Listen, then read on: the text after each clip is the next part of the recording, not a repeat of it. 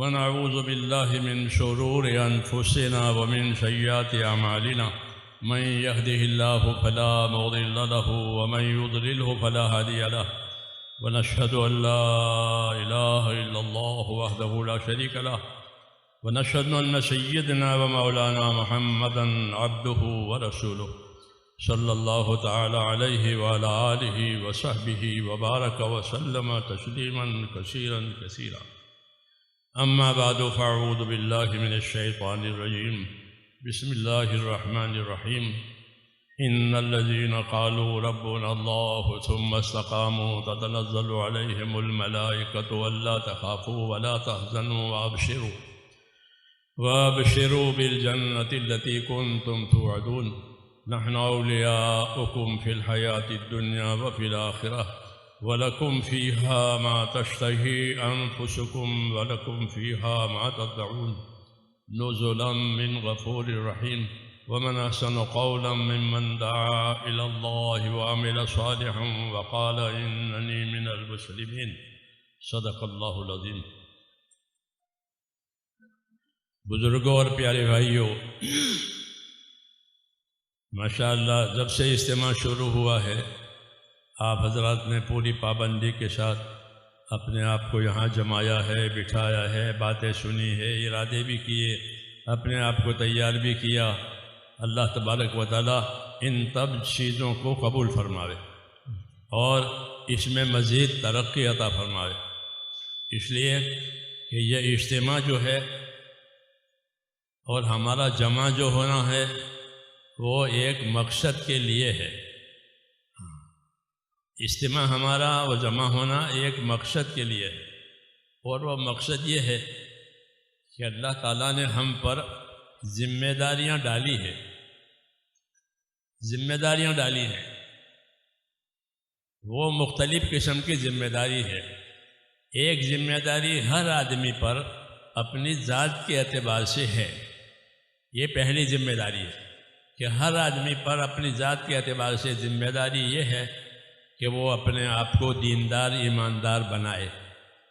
یہ ضروری ہے کیونکہ ہر آدمی سے اس کی قبر میں اس کا دین پوچھا جائے گا، اس کا ایمان پوچھا جائے گا. اس لیے پہلی ذمہ داری یہ ہے کہ ہر آدمی اپنی ذات سے اپنے آپ کو دیندار بناوے، اپنے آپ کو ایماندار بناوے. اور دیندار ایماندار بنانے کا مطلب یہ ہے کہ اپنے ایمان میں قوت اور یقین پیدا کرے، اپنے ایمان میں خدا کا خوف پیدا کرے، آخرت کی فکر پیدا کرے اپنے ایمان کے اندر.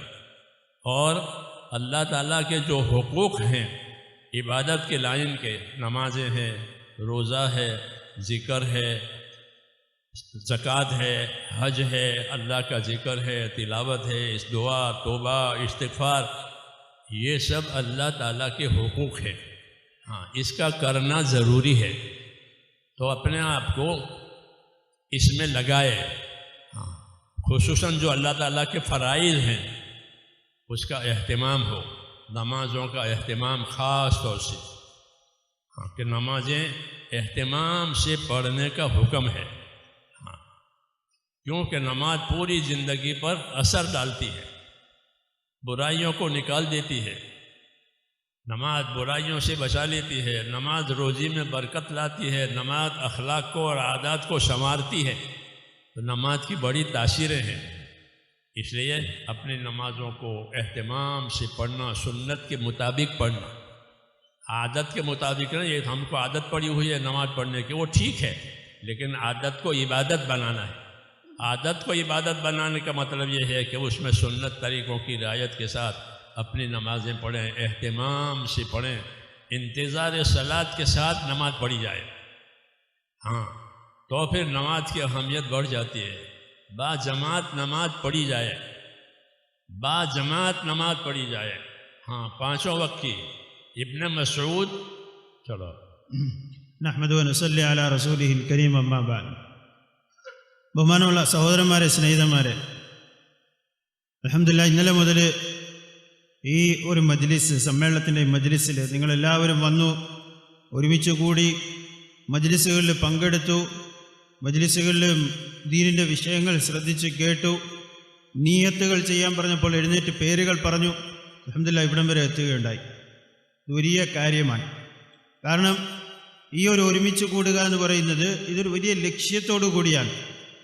ചുമ്മാ കുറേ ആളുകൾ ഇങ്ങനെ കൂടി ഒരു പരിപാടി നടത്തി പിരിയുക എന്നുള്ളതിലുപരിയായിട്ട് ഈ ഒരുമിച്ച് കൂടൽ വലിയ ലക്ഷ്യത്തോടു കൂടിയാണ്.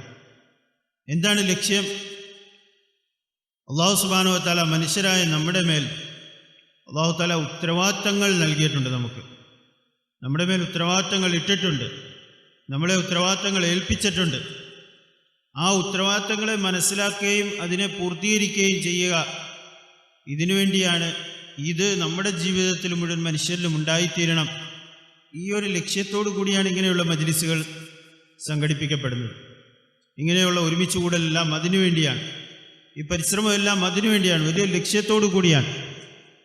അപ്പം അതുകൊണ്ട് മനുഷ്യരെന്ന നിലയിൽ നമ്മുടെ മേൽ ഈ ലോകത്ത് അല്ലാഹു സുബ്ഹാനഹു വ തആല ഉത്തരവാദിത്തങ്ങൾ ഇട്ടിട്ടുണ്ട്, ഉത്തരവാദിത്തങ്ങൾ ഏൽപ്പിച്ചിട്ടുണ്ട്. ആ ഉത്തരവാദിത്തങ്ങൾ പൂർത്തീകരിക്കുക, അത് സ്വന്തമായിട്ടും. അതുപോലെ നമുക്ക് കടമകളുണ്ട്, അള്ളാഹുവിനോടുള്ള കടമകളുണ്ട്, അള്ളാഹുവിൻ്റെ കടമയുടെ ഉത്തരവാദിത്തങ്ങളുണ്ട്. അള്ളാഹുവിനോടുള്ള കടമ എന്ന് പറഞ്ഞാൽ എന്താണ്? വ്യക്തി എന്ന നിലയിൽ, ഒരു അടിമ എന്ന നിലയിൽ അള്ളാഹുവിൻ്റെ കുറിച്ചുള്ള ഈമാനും യഖീനും നമ്മൾ ഉണ്ടാക്കി തീർക്കുക, അള്ളാഹുവിൻ്റെ കൽപ്പന അനുസരിച്ച് നമ്മുടെ ജീവിതമാക്കി തീർക്കുക, ദീൻ അനുസരിച്ച് നമ്മുടെ ജീവിതങ്ങളാക്കി തീർക്കുക, അത് പരിശ്രമിച്ച് അത് നമ്മുടെ ജീവിതത്തിൽ ഉണ്ടാക്കി തീർക്കുക. ഈ ഒരു വലിയ ഉത്തരവാദിത്വം നമുക്കുണ്ട്. ഈമാൻ എന്ന് പറയുമ്പോൾ അള്ളാഹുവിൻ്റെ യഖീൻ നമ്മുടെ മനസ്സുകളിൽ ഉണ്ടാകുക, അള്ളാഹുവിനെക്കുറിച്ചുള്ള ഭയമുണ്ടാകുക, അള്ളാഹുവിനെക്കുറിച്ചുള്ള അള്ളാഹുമായിട്ടുള്ള അടുപ്പം ഉണ്ടാകുക, ആഖിറത്തിൻ്റെ ചിന്ത നമ്മുടെ ജീവിതങ്ങളിൽ ഉണ്ടാകുക, ആഖിറത്തിന് വേണ്ടി തയ്യാറാകുന്നതിനെക്കുറിച്ചുള്ള ഫിക്ർ, ചിന്ത നമ്മുടെ മനസ്സുകളിലുണ്ടാകുക. ഇതെല്ലാം ഇതിൻ്റെ ഈമാൻ്റെ ഭാഗത്തിൽപ്പെട്ടതാണ്. അപ്പോൾ ഒന്ന് അള്ളാഹുവിനുള്ള കടമകൾ, അതിലൊന്ന് പ്രധാനപ്പെട്ട ഒരു ഭാഗമെന്ന് പറഞ്ഞാൽ അടിസ്ഥാനം എന്ന് പറയുന്ന ഈമാനാണ്. ആ ഈമാനുമായിട്ട് ബന്ധപ്പെട്ട ഇതെല്ലാമാണ്. അള്ളാഹുവിൽ മാത്രം ഇബാദത്ത് ചെയ്യുക, അള്ളാഹുവിൽ വിശ്വസിക്കുക, അള്ളാഹുവിനെ കുറിച്ചുള്ള അതിൻ്റെ തഖ്വ നമ്മുടെ ജീവിതത്തിൽ ഉണ്ടായിത്തീരുക, അള്ളാഹുമായിട്ടുള്ള ബന്ധമുണ്ടാക്കി തീർക്കുക, ആഖിറത്തിൻ്റെ ചിന്ത ഉണ്ടാക്കി തീർക്കുക, ഇതെല്ലാം ഇതുമായിട്ട് ബന്ധപ്പെട്ടതാണ്. ഇതുപോലെ അമലുകളിലുമുണ്ട്. അതിനുശേഷം ഈമാനിന് ശേഷം മനുഷ്യന് ഫറായിദുകളുണ്ട് ജീവിതത്തിൽ. നമസ്കാരം, നോമ്പ്, സക്കാത്ത്, ഹജ്ജ് പോലുള്ള കാര്യങ്ങൾ. പിന്നെ അതിൻ്റെ കൂട്ടത്തിൽ ഇത് പ്രധാനപ്പെട്ട കാര്യങ്ങൾ, ഫറളായ അടിസ്ഥാനപരമായ കാര്യങ്ങൾ. പിന്നെ അതിനുശേഷം ഖുർആനിൻ്റെ തിലാവത്ത്, തസ്ബീഹാത്തുകൾ, അള്ളാഹുവിൻ്റെ സ്മരണ, മറ്റു കാര്യങ്ങൾ, ഇങ്ങനെയുള്ള ധാരാളം കാര്യങ്ങൾ അതുമായിട്ട് ബന്ധപ്പെട്ടതുമുണ്ട്. അപ്പോൾ ഈ രീതിയിൽ നമ്മുടെ ഈമാനും നമ്മുടെ അമാലും ഇത് രണ്ടും ശരിയാക്കിയെടുക്കലാണ്. കാരണം എന്താണ്? ഒരു മനുഷ്യൻ മരണപ്പെട്ട് ആഖിറത്തിലേക്ക് ചെന്നു കഴിയുമ്പോൾ അവനോട് ആദ്യം ചോദിക്കപ്പെടുന്നത് മറ്റൊന്നിനെക്കുറിച്ചുള്ളതല്ല, അവൻ്റെ ഈമാനും അമലുകളെക്കുറിച്ചാണ് ചോദിക്കപ്പെടുന്നത്. അതുകൊണ്ട് ഏറ്റവും പ്രധാനമായിട്ട് ഉണ്ടായിത്തീരേണ്ടതാണ് ജീവിതത്തിൽ. എൻ്റെ ലക്ഷ്യം അതായിരിക്കണം, ഈ കാര്യങ്ങൾ കരസ്ഥമാക്കുക എന്നുള്ളത്. ഈ കാര്യങ്ങൾ കരസ്ഥമാക്കി വിജയികളിൽ ഉൾപ്പെടണം. ഇതാണ് വളരെ പ്രധാനപ്പെട്ടത്. അപ്പോൾ പിന്നെ ഫറായിദുകളുടെ കാര്യം, അതിൽ നമസ്കാരം വളരെ പ്രധാനപ്പെട്ടതാണ്. നമസ്കാരം എന്ന് പറയുന്നത് മനുഷ്യൻ്റെ ജീവിതത്തെ മൊത്തം ബാധിക്കുന്ന ഒരു കാര്യമാണ്. 5 വക്താണ് നമ്മൾ ഫർദ് നമസ്കാരങ്ങൾ നമസ്കരിക്കുന്നതെങ്കിലും അത് എത്രത്തോളം ശരിയായ രീതിയിൽ നമ്മൾ നിർവഹിക്കുന്നോ അതിനെ അടിസ്ഥാനമാക്കി നമ്മുടെ 24 മണിക്കൂർ ജീവിതത്തിലും മാറ്റങ്ങളുണ്ടാവും. ആ നമസ്കാരങ്ങൾ ശരിയാകുകയാണെങ്കിൽ, ഒന്ന് നമ്മുടെ പതിവും ചിട്ടയനുസരിച്ചുള്ള നമസ്കാരം, നമ്മുടെ ഒരു സ്വഭാവം അനുസരിച്ച് നമസ്കരിക്കുന്ന നമസ്കാരം. അതായത് നമ്മൾ ചെറുപ്പം മുതലേ ഇങ്ങനെ നമസ്കരിച്ചു വന്നു, അതിൻ്റെ ഒരു രീതിയുണ്ട്. ചിലപ്പോൾ അത് പൂർണ്ണമായിരിക്കണമെന്നില്ല. പക്ഷേ നമ്മൾ പരിശ്രമിച്ച് നമ്മുടെ നമസ്കാരങ്ങൾ ബഹുമാനപ്പെട്ട റസൂലുള്ളാഹി സ്വല്ലല്ലാഹു അലൈഹി വസല്ലം തങ്ങളുടെ നമസ്കാരങ്ങളോട് അടുത്ത നമസ്കാരമാക്കി തീർക്കുക. ആ രീതിയിലുള്ള, കാരണം തങ്ങളുടെ ജീവിതം, തങ്ങളുടെ സുന്നത്തുകൾ എന്ന് പറയുന്നത് ഇത് ജീവിതത്തിൻ്റെ എല്ലാ കാര്യത്തിലും, ഇബാദത്തുകളിലാണെങ്കിലും എല്ലാത്തിലും ആവശ്യമാണ്. അല്ലാഹുവിൻ്റെ അടുക്കൽ സ്വീകരിക്കപ്പെടുന്ന നമസ്കാരം, ആ നമസ്കാരം റസൂലുള്ളാഹി സ്വല്ലല്ലാഹു അലൈഹി വസല്ലം തങ്ങളുടെ നമസ്കാരത്തിനോട് ഏറ്റവും യോജിക്കുന്ന നമസ്കാരം ഏതാണോ ആ നമസ്കാരമായിരിക്കും അല്ലാഹുവിൻ്റെ അടുക്കൽ ഏറ്റവും സ്വീകരിക്കപ്പെടുന്നത്. അതുകൊണ്ട് പരിശ്രമിച്ച് നമ്മുടെ നമസ്കാരങ്ങൾ ശരിയാക്കിയെടുക്കുക, അതിനെ സമയത്ത് നിർവഹിക്കുക, ജമാഅത്തായിട്ട് നമസ്കരിക്കുക, അള്ളാഹുവിൻ്റെ ധ്യാനത്തോടു കൂടി നമസ്കരിക്കുക, ഇങ്ങനെയുള്ള കാര്യങ്ങളെല്ലാം ഉണ്ട്. കാരണം നമസ്കാരത്തിൻ്റെ ജീവിതത്തിൽ വളരെ പ്രാധാന്യതയുള്ളതാണ്. അപ്പം ഇങ്ങനെ ഈ കാര്യങ്ങൾ നമ്മുടെ ജീവിതത്തിൽ ഉണ്ടാക്കി തീർക്കുക, ഇങ്ങനെ വലിയ ഉത്തരവാദിത്തമുണ്ട്. നമ്മുടെ ഒരുമിച്ച് കൂടലുമെല്ലാം ആ ഉത്തരവാദിത്തത്തിനെ ലക്ഷ്യമാക്കിക്കൊണ്ടാണ്. നമ്മൾ നമ്മുടെ ഉത്തരവാദിത്തങ്ങൾ മനസ്സിലാക്കണം. അള്ളാഹുവിൻ്റെ ഭാഗത്തു നിന്നുള്ള ഉത്തരവാദിത്തങ്ങൾ, ഈമാനുമായിട്ട് ബന്ധപ്പെട്ട ഉത്തരവാദിത്തങ്ങൾ, അമാലുമായിട്ട് ബന്ധപ്പെട്ട ഉത്തരവാദിത്തങ്ങൾ, ഇത് മനസ്സിലാക്കി നമ്മുടെ ജീവിതം വ്യക്തിപരമായിട്ട് നമ്മുടെ സ്വന്തം ജീവിതം അതനുസരിച്ച് ആക്കി തീർക്കുക. ഇതാണ് പ്രധാനപ്പെട്ട ആദ്യത്തെ ഉത്തരവാദിത്തങ്ങളിൽപ്പെട്ടത്. अब्दुल्ला इब्न मसूद रज़ी अल्लाह ताला अन्हु अहम बात कहते थे लोगों से नमाज के बारे में कि नमाज, फरमाया कि जो आदमी ये चाहता हो, ये पसंद करता हो कल अल्लाह से ईमान की हालत में मुलाकात करे, जो आदमी ये पसंद करता हो कि कल अल्लाह से ईमान की हालत में मुलाकात करे तो उसको चाहिए कि नमाज़ों को मस्जिदों में जाकर जमात से अदा करे, नमाज़ों को मस्जिदों में जाकर जमात से अदा करे। इसलिए कि जमात से नमाज अदा करना ये तुम्हारे नबी की सुन्नत है। नमाज बा जमात मस्जिद में ये तुम्हारे नबी की सुन्नत है। और फरमाया ये याद रखो, अगर अपने नबी की सुन्नत को छोड़ दोगे फरमाया गुमराह हो जाओगे। इसलिए नमाज़ों का अहतमाम और जमातों का अहतमाम ये असल चीज़ है। हुज़ूर सल्लल्लाहु अलैहि वसल्लम ने नमाज़ों का अहतमाम फरमाया, सहाबा किराम ने नमाज़ों का अहतमाम फरमाया। सईद इब्न मुसय्यब मशहूर ताबईन में से कुरैशी है। वो फरमाते हैं 20 बरस हो गए, कभी ऐसा नहीं हुआ कि मैं अजान से पहले मस्जिद में ना आया हूँ। 20 साल हो गए, 20 बरस हो गए, कभी ऐसा नहीं हुआ कि मैं अजान से पहले मस्जिद में ना आया। नमाज क्योंकि बहुत अहम फरीज़ा है। हुज़ूर सल्लल्लाहु अलैहि वसल्लम फरमाते थे कि अपनी नमाज़ों के लिए अपने पीठों को और अपने पेटों को हल्का रखो। अपनी नमाज़ों के लिए अपने पेट, अपने पीठ, इसको हल्का रखो ताकि नमाज जानदार बने। क्योंकि पेट भारी होगा तो नमाज में क्या जी लगेगा। और पीठ भारी होने का मतलब यह है कि दुनिया के बहुत झगड़े इसके साथ है, 50 झगड़े हैं, 50 मसले हैं उसकी पीठ पर, तो उसका नमाज में क्या जी लगेगा, उसकी नमाज फुसफुसी होगी। इसलिए फरमाया नमाजों के लिए अपने पेटों को, अपने पीठों को हल्का रखो। नमाज के बारे में अल्लाह ने एक हुक्म तो ये दिया है कि नमाज कायम करो। हाँ, नमाज कायम करो। आप जानते हैं किसी चीज़ को कायम करने के लिए बड़ा काम करना पड़ता है। अभी ये जो कायम किया, शामियाना कायम किया है, तो कितना काम हुआ है और कितना खर्चा हुआ है। एक बिल्डिंग कायम करनी होती है तो कितना बड़ा काम होता है वो। ये नहीं कि खड़ा कर दिया कि नमाज कायम करो, यूँ हुक्म। नमाज पढ़ो नहीं है कुरान पाक में कि नमाज पढ़ो, ऐसा नहीं है। नमाज कायम करो, उसको सुन्नत के मुताबिक मुस्तहिबात के साथ, आदाब के साथ उस नमाज़ों को कायम करने का ये हुक्म शिक्षात अदा करें। दूसरा हुक्म नमाज़ों की हिफाजत कर दिया कि अपनी नमाज़ों की हिफाजत करो। ऐसे कोई असबाब इख्तियार न किए जाएँ जिससे नमाज ज़ाया हो जाए, नमाज बर्बाद हो जाए, नमाज में नुक्स आवे। हाफिज़ू अला सलवात और अकीमुस सलात, 2 हुक्म है कि नमाज़ें कायम करो और नमाज़ों की हिफाजत करो। तो ये बड़ा अहम फरीज़ा है इस्लाम में। नमाज और हज ये इम्तियाज़ हैं ख़ास।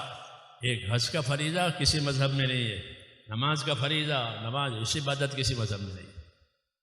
ये 2 बड़ी चीज़ें दी गई है इस्लाम में। उलमा ने कहा हज और नमाज।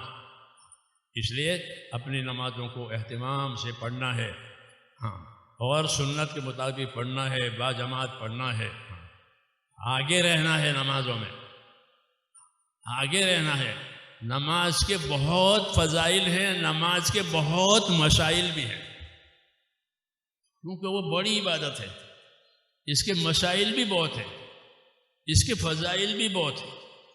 जी हाँ, तो उन फ़ज़ाइल का ध्यान करना और मसाइल यानी उसके तरीक़ों के मुताबिक नमाज अदा करना, ये हमारी ज़िम्मेदारी है। ऐसे ही अल्लाह के दूसरे फ़राइज़ हैं, ज़कात है। ज़कात, ये बात याद रखने की है कि ज़कात गरीब की ज़रूरत नहीं है। زکوٰۃ غریب کی ضرورت نہیں ہے، زکوٰۃ مالدار کی ضرورت ہے، کیونکہ زکوٰۃ اللہ کا حق ہے جو اللہ نے مالدار پر واجب کیا ہے کہ میرا حق ہے، اس کو ادا کرو۔ اس لیے اپنی زکوٰتوں کو صحیح حساب کے ساتھ علماء سے پوچھ کر ادا کریں۔ زکوٰۃ میں بہت کوتاہی ہو رہی ہے، صحیح زکوٰۃ پوری ادا نہیں ہوتی، اس لیے ہمارے مالوں میں برکت نہیں ہے، ہمارے مالوں پر مصیبتیں آتی ہیں، کیونکہ اللہ کا یہ فریضہ ادا نہیں ہو رہا ہے۔ مولانا الیاس صاحب اس کی تاکید کرتے تھے کہ میں چاہتا ہوں کہ ہمارے ساتھی، ہمارے آدمی اپنی زکوٰتوں کو اہتمام سے ادا کریں، علماء سے پوچھ کر ادا کریں، اپنی مالیت بتائی جائے کہ اتنی مالیت ہے، اتنی مالیت میں کتنی زکوٰۃ واجب ہے۔ جیسے وکیلوں کے پاس جاتے ہیں، بلڈروں کے پاس جاتے ہیں، ڈاکٹروں کے پاس جاتے ہیں اور اپنی چیز بتاتے ہیں مجھے یہ ہو گیا ہے، یہ ہو، ایسے اپنی مالیات اگر نہ سمجھ نہ آئے تو علماء سے پوچھیں تاکہ وہ زکوٰۃ پوری ادا ہو جائے، کیونکہ زکوٰۃ یہ اللہ کا حق ہے، غریب کی ضرورت نہیں ہے، اللہ کا حق ہے کہ اپنے مال میں سے اتنا حق ادا کرو میرے نام پر۔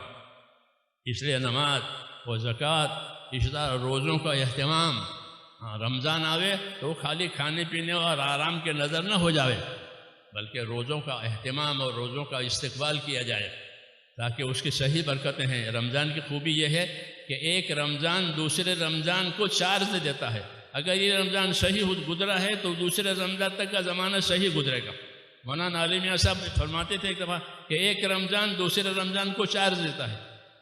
ہاں، یہ سب چیزیں ہیں۔ ایسے ہی حج بھی ہے کہ حج یہ فریضہ ہے، حج کے علم کے ساتھ، حج خالی مال کے ساتھ نہیں ہے، حج کے علم کے ساتھ صحیح ادا ہو جائے حج۔ ہاں، تو یہ سب اللہ تعالیٰ کے فرائض ہیں، ان کا اہتمام، یہی ہماری دعوت کا مقصد ہے۔ ہماری دعوت کا مقصد صرف اللہ کے راستے میں نکل جانا نہیں ہے، بلکہ اللہ کے راستے میں نکل کر کے جو حقوق اللہ تعالیٰ کے ہیں وہ ہماری زندگی میں ادا ہو، ایسے جو حقوق بندوں کے ہیں اس کے ادا کرنے کی صلاحیت پیدا ہو، جو حقوق میری ذات کے مجھ پر ہیں وہ بھی میں ادا کرنے والا بنوں۔ ہر آدمی کا اس کی ذات پر بھی حق ہے، جیسے اس کی حاجتیں ہیں، اس کی راحتیں ہیں اپنے نفس کی، ایسے ہر آدمی کا حق ہے اس کی ذات پر کہ میری ذات کا مجھ پر حق ہے، میری ذات کا مجھ پر حق ہے کہ میری ذات کا مجھ پر کیا حق ہے۔ اس کو کم لوگ جانتے ہیں کہ میری ذات کا مجھ پر کیا حق ہے۔ میرے بھائیوں، میری ذات کا مجھ پر یہ حق ہے کہ میں اپنے آپ کو دوزخ سے بچاؤں، یہ حق ہے۔ اگر یہ اپنے آپ کو نہیں بچاتا تو اور کوئی نہیں بچائے گا۔ اس لیے حکم ہے کہ یا ایھا الذین آمنوا قوا انفسکم واہلکم نارا، اے ایمان والو اپنے آپ کو، پہلے کا اپنے آپ کو اور اپنے اہل اور گھر والوں کو دوزخ سے بچاؤ۔ تو یہ حق ہے، میری ذات کا مجھ پر یہ حق ہے کہ اپنے آپ کو دوزخ سے بچاؤں، اگر میں نہیں بچاتا تو کوئی نہیں بچا سکے گا۔ اس لیے یہ سب چیزیں سمجھنے کی ہے، سمجھنے کی ہے، اور سمجھ کر کے اپنی زندگیوں میں لانے کی ہے، اور اس کی تبلیغ بھی کرنی ہے۔ یہ مقصد ہے ہمارے اجتماعات کا۔ تو میں نے کہا یہ اللہ تعالیٰ کے حقوق ہیں، ان کے بارے میں اہتمام بھی ہو، ان کے بارے میں علم بھی ہو۔ جیسے دنیا کی چیزوں کو علم کے ساتھ لیتے ہیں، سیکھ کر لیتے ہیں، سمجھ کر کرتے ہیں، ایسے ہی دین کی باتوں کو سیکھ کر، سمجھ کر، پوچھ کر کریں تاکہ وہ صحیح ہو جائے۔ کیوں کہ دین یہ اللہ کی امانت ہے ہمارے پاس، اس کی ضائع کرنے سے بڑی محرومی ہوتی ہے، اس کو کوئی ضائع نہ کرے، اس کو کوئی ضائع نہ کرے، بلکہ دین کو پالے، دین کا پابند بنے، اپنے آپ کو دین کی نصرت کرے۔ അവിടെ നമസ്കാരത്തിൻ്റെ വിഷയത്തിൽ ഇബ്നു മസ്ഊദ് റളിയല്ലാഹു തആല അൻഹു അദ്ദേഹം പറയുമായിരുന്നു, ആര് നാളെ അള്ളാഹുവുമായിട്ട് അള്ളാഹു അവനിൽ തൃപ്തനായ രീതിയിൽ കണ്ടുമുട്ടാൻ ഉദ്ദേശിക്കുന്നോ അവൻ ഈ നമസ്കാരങ്ങളെ അതിനുവേണ്ടി വിളിക്കപ്പെടുന്ന സ്ഥലങ്ങളിൽ പോയി തന്നെ നിർവഹിച്ചു കൊള്ളട്ടെ। നമസ്കാരം ജമാഅത്തായിട്ട് നമസ്കരിക്കുന്നതിൻ്റെ പ്രാധാന്യത, ജമാഅത്തായിട്ടുള്ള നമസ്കാരം വളരെ പ്രധാനപ്പെട്ടതാണ്। അതാണിതിൽ ഈ വിഷയത്തിൽ, ഈ ഹദീസിൽ അബ്ദുല്ലാഹ് ഇബ്നു മസ്ഊദ് റളിയല്ലാഹു തആല അൻഹു പറയുന്നത്, നാളെ ആര് അള്ളാഹുമായിട്ട് സന്തോഷത്തിൻ്റെ അവസ്ഥയിൽ, അള്ളാഹു അവനിൽ സന്തുഷ്ടനായ രീതിയിൽ പോയി അള്ളാഹുവിനെ കാണണമെന്ന് ആരെങ്കിലും ആഗ്രഹിക്കുന്നുണ്ടോ അവർ ഈ നമസ്കാരങ്ങളെ അതിനുവേണ്ടി വിളിക്കപ്പെടുന്ന, അതായത് പള്ളിയിൽ പോയി ജമാഅത്തായിട്ട്, മസ്ജിദുകളിൽ പോയി ജമാഅത്തായിട്ട് നമസ്കരിച്ചു കൊള്ളട്ടെ എന്ന് പറയണ്ടേ. അത്ര പ്രധാനപ്പെട്ടതാണ്. അതുപോലെ സഈദ് ഇബ്നു മുസയ്യിബ് റഹ്മത്തുള്ളാഹി തആല അലൈഹി, അദ്ദേഹം താബിഈ, ഖുറൈശിയായ താബിഈയാണ്. അദ്ദേഹം പറയുന്നു, ഞാൻ എൻ്റെ ജീവിതത്തിൽ 20 വർഷങ്ങളായി പള്ളിയിൽ ബാങ്ക് വിളിക്കുന്നതിന് മുമ്പ് ഞാൻ പള്ളിയിൽ എത്താതിരുന്നിട്ടില്ല. എപ്പോൾ ബാങ്കിന് 5 വക്ത് നമസ്കാരത്തിന് ബാങ്ക് വിളിക്കും അതിനു മുമ്പ് ഞാൻ പള്ളിയിലുണ്ടായിരിക്കും. 20 വർഷം തുടർച്ചയായിട്ട്, കുറച്ച് ദിവസമൊന്നുമല്ല, 20 വർഷങ്ങളായിട്ട് ഞാൻ പള്ളിയിൽ ബാങ്കിന് മുമ്പ് എത്തുമായിരുന്നു. ഈ രീതിയിൽ മഹാന്മാരായ ആളുകൾ, സഹാബാക്കൾ, താബിഈങ്ങൾ, മഹാന്മാരായ ആളുകൾ നമസ്കാരത്തിന് പ്രാധാന്യത കൊടുത്ത് അതിൻ്റെ ജമാഅത്തിനെ പരിഗണിച്ച്, അതിൻ്റെ സുന്നത്തുകളെ പരിഗണിച്ച്, അതിൻ്റെ ആദാബുകളെ പരിഗണിച്ച് നമസ്കരിക്കുമായിരുന്നു. അതുകൊണ്ട് നമസ്കാരം എന്ന് പറയുന്നത് ജീവിതത്തിൽ വളരെ പ്രധാനപ്പെട്ട അമലാണ്. അള്ളാഹുവിനുള്ള ഹുക്കൂക്കുകളിൽ വളരെ പ്രധാനപ്പെട്ട ഒരു ഹക്കാണ്, ഒരു കടമയാണ്. അവൻ സമയത്ത് ശരിയായ രീതിയിൽ ആ നമസ്കാരം നിർവഹിക്കുക എന്നുള്ളത്. ഏത് രീതിയിൽ ബഹുമാനപ്പെട്ട റസൂലുള്ളാഹി സ്വല്ലല്ലാഹു അലൈഹി വസല്ലം തങ്ങൾ ആ നമസ്കാരം കാണിച്ചു തന്നോ നമസ്കരിക്കുന്നതിന്, ആ രീതിയിൽ, ശരിയായ രീതിയിൽ നമസ്കാരത്തെക്കുറിച്ച് വരുന്നത് ഇഖാമത്തു സ്വലാത്താണ്, നമസ്കാരത്തെ നിലനിർത്തുക. ഖുർആൻ ഷരീഫിൽ എവിടെല്ലാം നമസ്കാരത്തെക്കുറിച്ച് പറയപ്പെടുന്നു, സലാത്തിനെ കുറിച്ച് പറയപ്പെടുന്നു, അവിടെയെല്ലാം നമസ്കരിച്ചോളീൻ എന്നല്ല രീതിയിലല്ല പറഞ്ഞിരിക്കുന്നത്, നമസ്കാരത്തെ നിലനിർത്തുക എന്നുള്ളത്. എന്ന് പറഞ്ഞാൽ ഒരു കാര്യത്തെ അതിനെ പൂർണ്ണമായി അതിനെ ഉയർത്തി കൊണ്ടുവന്ന് അതിന് ശരിയായ രീതിയിൽ നിലനിർത്തുക എന്നുള്ളതാണ് ഉദ്ദേശം. ഉദാഹരണം പറഞ്ഞു, ഇന്ന് ഇവിടെ പന്തലിട്ടിട്ടുണ്ട്. ഈ പന്തലിനെ നിലനിർത്തുക എന്ന് പറഞ്ഞാൽ ചുമ്മാ കുറേ സാധനങ്ങൾ കൊണ്ടുവന്ന് ഇവിടെ ഇട്ടു, അതുകൊണ്ടായില്ല. എത്രയോ പരിശ്രമവും ചെലവുമായിട്ടുണ്ട് ഈ പന്തൽ ഇവിടെ ഉയർന്നു വരാൻ വേണ്ടി, അതിൻ്റെ ശരിയായ രൂപത്തിൽ ഉയർന്നു നിൽക്കാൻ വേണ്ടി. എത്രയോ തൂണുകൾ ഇട്ടിട്ടുണ്ട്, കുഴിച്ചിട്ടിട്ടുണ്ട്, പിന്നെ എത്രയോ പരിശ്രമങ്ങളുണ്ട്, എത്രയോ ചെലവുകൾ അതിൻ്റെ പിന്നിലുണ്ട്. അപ്പോഴാണ് ഈ പന്തലിങ്ങനെ എഴുന്നേറ്റ് അത് പന്തൽ എന്ന നിലയിൽ നിൽക്കുന്നത്. ഇഖാമത്ത് എന്ന് പറയും, ആ ഒരു ആശയത്തിലാണ്. അതായത് പന്തലിൻ്റെ കുറേ സാധനങ്ങളുണ്ടാകാം, പക്ഷെ അത് കിടന്നുകൊണ്ട് പന്തലാകുന്നില്ല, അത് നിൽക്കുക, ആ രീതിയിൽ അത് അപ്പോഴാണ് അതിൻ്റെ പൂർത്തീകരണം വരുന്നത്. ഇതേപോലെ തന്നെ ഒരു കെട്ടിടം കെട്ടണമെങ്കിൽ കുറേ സാധനങ്ങളുണ്ട്, പക്ഷെ അതുകൊണ്ടായില്ല. അതിനെ കുഴിച്ച് അതിൻ്റെ താഴെ മുതലുള്ള ഇഖാമത്ത്, ഒരു കെട്ടിടത്തെ നിലനിർത്തി അതിനെ പണിഞ്ഞ് പൂർത്തിയാക്കുക, വലിയ പരിശ്രമങ്ങളും അധ്വാനങ്ങളും ആവശ്യമാണ്.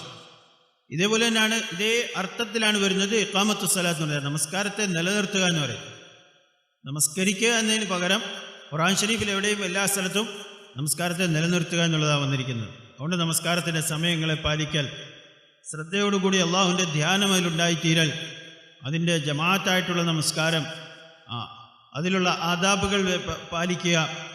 കാരണം നമസ്കാരം, ആദ്യമുള്ള ഫർദുകൾ നമസ്കാരവും ഹജ്ജും, ഇത് രണ്ടും വളരെ പ്രധാനപ്പെട്ട അമലുകളാണ്. മറ്റാരിലും മറ്റ് ഒരു കൂട്ടരിലും കാണാത്ത ഒരു പ്രധാനപ്പെട്ട ഒരു ഇബാദത്താണ് ഈ നമസ്കാരവും ഹജ്ജ് എന്ന് പറയുന്നത്. രണ്ടും വളരെ പ്രധാനപ്പെട്ടതാണ്. അപ്പോൾ അതുകൊണ്ട് നമസ്കാരത്തെ നിലനിർത്തുക, അത് ശരിയായ രീതിയിൽ ജീവിതത്തിൽ, കാരണം അതുകൊണ്ട് ജീവിതത്തിൽ വലിയ മാറ്റങ്ങളുണ്ടാകും. പിന്നെ അതേപോലെ അടുത്തത് റമദാനിലെ നോമ്പുകൾ. റമദാനിൽ വന്നു, റമദാൻ മാസം വന്നു, നമ്മൾ നോമ്പ് വെച്ചു, അത് കുറേ ദിവസങ്ങൾ ഇങ്ങനെ ആഹാരവും ഇതുമെല്ലാമായിട്ട് ഇങ്ങനെ കഴിച്ചു കൂട്ടി. ഇതല്ല യഥാർത്ഥത്തിൽ ആ നോമ്പ് കൊണ്ട് ഉദ്ദേശിക്കപ്പെടുന്നത് എന്താണോ, നമ്മുടെ ജീവിതത്തിൽ അതുകൊണ്ട് ഉണ്ടായിത്തീരേണ്ട ഗുണങ്ങൾ എന്താണോ, ആ ഗുണങ്ങൾ ഉണ്ടാകുന്ന രീതിയിൽ ശരിയായ രീതിയിൽ നോമ്പ് പിടിക്കലാണ്. അല്ലെങ്കിൽ ഭക്ഷണത്തിൻ്റെ സമയങ്ങൾ മാറ്റി കുറേ ആഹാരം കഴിച്ചു, കുറേ വിശ്രമിച്ചു, കുറേ മറ്റു കാര്യങ്ങളൊക്കെ ചെയ്തു, അങ്ങനെ പരിശുദ്ധമായ റമദാൻ മാസം വന്നിട്ട് അങ്ങ് പോയി. ഇതല്ല റമദാൻ എന്ന് പറയുന്നത്. നേരെമറിച്ച് റമദാൻ, അതിൻ്റെ നോമ്പുകൾ, അതിനെ ശരിയായ രീതിയിൽ അതിൻ്റെ ആദാബുകളോടുകൂടി, അതിൻ്റെ മര്യാദകളോടുകൂടി, അതിൻ്റെ പ്രാധാന്യത കൊടുത്ത് പൂർത്തിയാക്കുമ്പോഴാണ് ആ നോമ്പ് കൊണ്ട് ജീവിതത്തിൽ ഉണ്ടായിത്തീരേണ്ട തഖ്വ, അതുപോലുള്ള ഗുണങ്ങൾ ഉണ്ടായിത്തീരുന്നത്. ഇതേപോലെ തന്നെയാണ് സക്കാത്തിൻ്റെ വിഷയം. സക്കാത്തിൻ്റെ വിഷയത്തിൽ പ്രധാനപ്പെട്ട എന്താണ്? ഒന്ന്, നമ്മൾ സക്കാത്ത് എന്ന് പറയുന്നത് അത് പാവപ്പെട്ടവരുടെ ആവശ്യമായിട്ട് നമ്മൾ മനസ്സിലാക്കരുത്. നേരെമറിച്ച് ആ സക്കാത്ത് കൊടുത്ത് വീടുക എന്നുള്ളത് നമ്മുടെ ആവശ്യമായിട്ട് മനസ്സിലാക്കണം, കൊടുക്കുന്നവരുടെ ആവശ്യമായിട്ട് മനസ്സിലാക്കണം. കാരണം അള്ളാഹുവിനോടുള്ള ഹക്കുകൾ ധാരാളമുണ്ട്. നേരത്തെ പറഞ്ഞ പോലെ അതിലൊരു ഹക്കാണ്, ഒരു കടമയാണ്, ഒരു ബാധ്യതയാണ്, അള്ളാഹുവിനോടുള്ള കടമയാണ്. ഒരു മനുഷ്യൻ്റെ സമ്പത്തുള്ള ഒരു നിശ്ചിതമായ സമ്പത്തുള്ള ഒരു മനുഷ്യൻ ആ സമ്പത്തിൻ്റെ ഒരു ഭാഗം അള്ളാഹുവിന് വേണ്ടി നൽകുക എന്നുള്ളത്. അപ്പോൾ അതുകൊണ്ട് അള്ളാഹുവിൻ്റെ ഒരു ഹക്കാണ്. ആ ഹക്ക് വീടുക എന്നുള്ളത് സക്കാത്ത് കൊടുക്കുന്ന ആളുടെ ആവശ്യമാണ്, സക്കാത്ത് മേടിക്കുന്ന ആളുടെ ആവശ്യമല്ല. ഇനി നമ്മൾ വിചാരിക്കുന്ന അവർക്ക് ആവശ്യമുള്ളതുകൊണ്ട് നമ്മൾ കൊടുക്കുന്നു, അവർ ആവശ്യങ്ങൾ പൂർത്തീകരിക്കുന്നു, അത് നടക്കുന്നുണ്ട്. പക്ഷേ യഥാർത്ഥത്തിൽ ഓരോ മനുഷ്യനും അതിൽ മനസ്സിലാക്കേണ്ടതെന്ന് വെച്ചാൽ ഇത് കൊടുക്കുക എന്നുള്ളത് എത്രത്തോളം ആ മേടിക്കുന്ന ആൾ, സക്കാത്തിന് അർഹനായ മനുഷ്യൻ മേടിക്കുമ്പോൾ അയാൾക്ക് എത്രത്തോളം ആവശ്യമാണോ അതിനേക്കാൾ കൂടുതൽ കൊടുക്കുന്നവർക്ക് ആ ഹക്കിനെ വീടുക എന്നുള്ളത് അവരുടെ ആവശ്യമാണ്. ഇത് വളരെ പ്രധാനപ്പെട്ട ഒരു കാര്യമാണ്. അതുകൊണ്ട് സക്കാത്ത് അതിൻ്റെ അളവനുസരിച്ച് സക്കാത്ത് കൊടുക്കുന്നുണ്ടാവും. പക്ഷെ എന്തെങ്കിലും കൊടുക്കലല്ല, നേരെ മറിച്ച് ഓരോരുത്തരുടെ മേലും അതിൻ്റെ കണക്കുണ്ട്. അവരുടെ മേൽ എത്ര സമ്പത്തുണ്ടോ ആ സമ്പത്തിൻ്റെ അടിസ്ഥാനത്തിൽ അതിനെ കണക്ക് കൂട്ടി നോക്കി ആ കണക്കനുസരിച്ച് കൊടുത്ത് പൂർത്തീകരിക്കലാണ്. ഇപ്പോൾ കുറേ എന്തെങ്കിലുമൊക്കെ കൊടുത്തു, അത് വെച്ച് കണക്ക് പൂർത്തിയാവുന്നു അറിഞ്ഞൂടാ നമുക്ക്. എപ്രകാരം ഒരു കാര്യം ചെയ്യുമ്പം നമ്മൾ ഓരോന്നിനും നമുക്കൊരു കണക്ക് കാണും, അത് ശരിയായ രീതിയിൽ ആയിട്ടുണ്ടോ ഇല്ലയോ എന്നുള്ളത് നമ്മുടെ ദുനിയവിയായ കാര്യങ്ങളിൽ. ഇതേപോലെ തന്നെ ദീൻ്റെ വിഷയത്തിലും സക്കാത്തിൻ്റെ വിഷയത്തിലും നമ്മൾ ഉറപ്പുവരുത്തേണ്ടത് നമ്മുടെ മേൽ അല്ലാഹു തആല നിർബന്ധമാക്കിയിരിക്കുന്ന എന്താണോ ആ അളവിന് കൊടുത്തിട്ടുണ്ടോ ഇല്ലയോ എന്നുള്ളത്, ആ അളവിന് കൊടുക്കൽ ആവശ്യം. അപ്പം ഈ രീതിയിൽ ഓരോ അമലുകളും, നമസ്കാരമാണെങ്കിലും നോമ്പാണെങ്കിലും സക്കാത്താണെങ്കിലും ഹജ്ജാണെങ്കിലും, ഹജ്ജും വളരെ പ്രധാനപ്പെട്ട അമലാണ്. ഹജ്ജ് സമ്പത്തിൻ്റെ അടിസ്ഥാനത്തിൽ ചെയ്യുന്ന ഒരു അമലല്ല. നിർബന്ധമാകുന്ന ഒരാൾക്ക് പോകാനുള്ള അതിനുള്ള അടിസ്ഥാനപരമായ ആവശ്യമുണ്ടെങ്കിൽ നിർബന്ധമാകുന്നുള്ളൂ. പക്ഷേ ആ സമ്പത്തിൻ്റെ അടിസ്ഥാനമല്ല ഹജ്ജ് നടക്കുന്നത്, അതിനൊരു കാരണം മാത്രമാണ് സമ്പത്ത്. ഹജ്ജ് അത് വലിയൊരു അമലാണ്. അള്ളാഹുവിൻ്റെ ഭവനത്തിലേക്കുള്ള യാത്ര, അവനുമായിട്ടുള്ള ബന്ധം, ആ പ്രാധാന്യതയോടുകൂടി ആ അമലുകൾ പൂർത്തീകരിക്കുക ജീവിതത്തിൽ നമ്മൾ ഉണ്ടാക്കി തീർക്കുക. അല്ലെങ്കിൽ ഇതെല്ലാം എന്താവും, വെറും ചടങ്ങുകളായി മാറും. അപ്പോൾ ഈ രീതിയിൽ ഓരോ മനുഷ്യൻ്റെ മേലും ഹുക്കൂക്കുകളുണ്ട്, അള്ളാഹുവിൻ്റെ കടമകളുണ്ട്. അതിൽ പ്രധാനപ്പെട്ടതാണ് ഈ ചില ഹുക്കൂക്കുകൾ നമ്മളോട് പറഞ്ഞത്. ഇതേപോലെ മനുഷ്യന് തന്നോടും ഹക്കുണ്ട്. ഓരോ മനുഷ്യനും തന്നോടുള്ള ഹക്ക് എന്താണ്? ധാരാളം കടമകൾ, തൻ്റെ നഫ്സിനോട് തന്നെ ഹക്കുകളുണ്ട്. ആ ഹക്കിൽ പ്രധാനപ്പെട്ട ഹക്ക് എന്താണ്?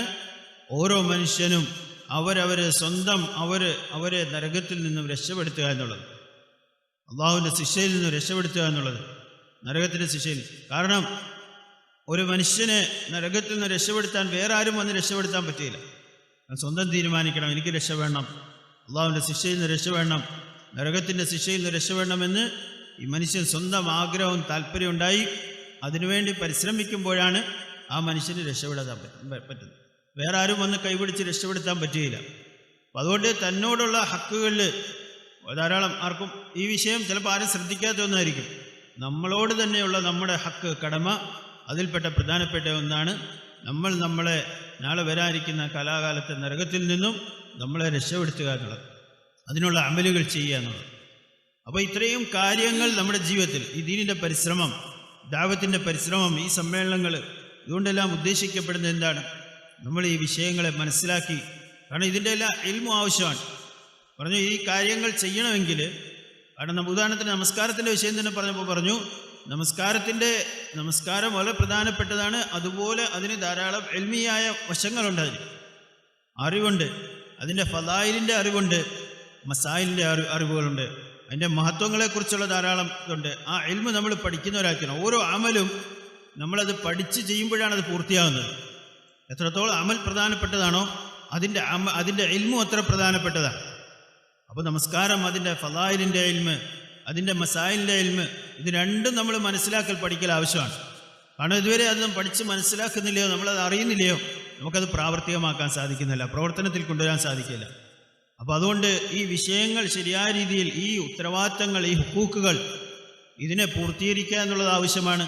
ഹുക്കൂക്കുകൾ പൂർത്തീകരിക്കണമെങ്കിൽ ഹുക്കൂക്കുകളെക്കുറിച്ചുള്ള അറിവുണ്ടാകണം, അതിൻ്റെ ഇൽമുണ്ടാകണം, അതിനെക്കുറിച്ച് അറിഞ്ഞ് മനസ്സിലാക്കണം.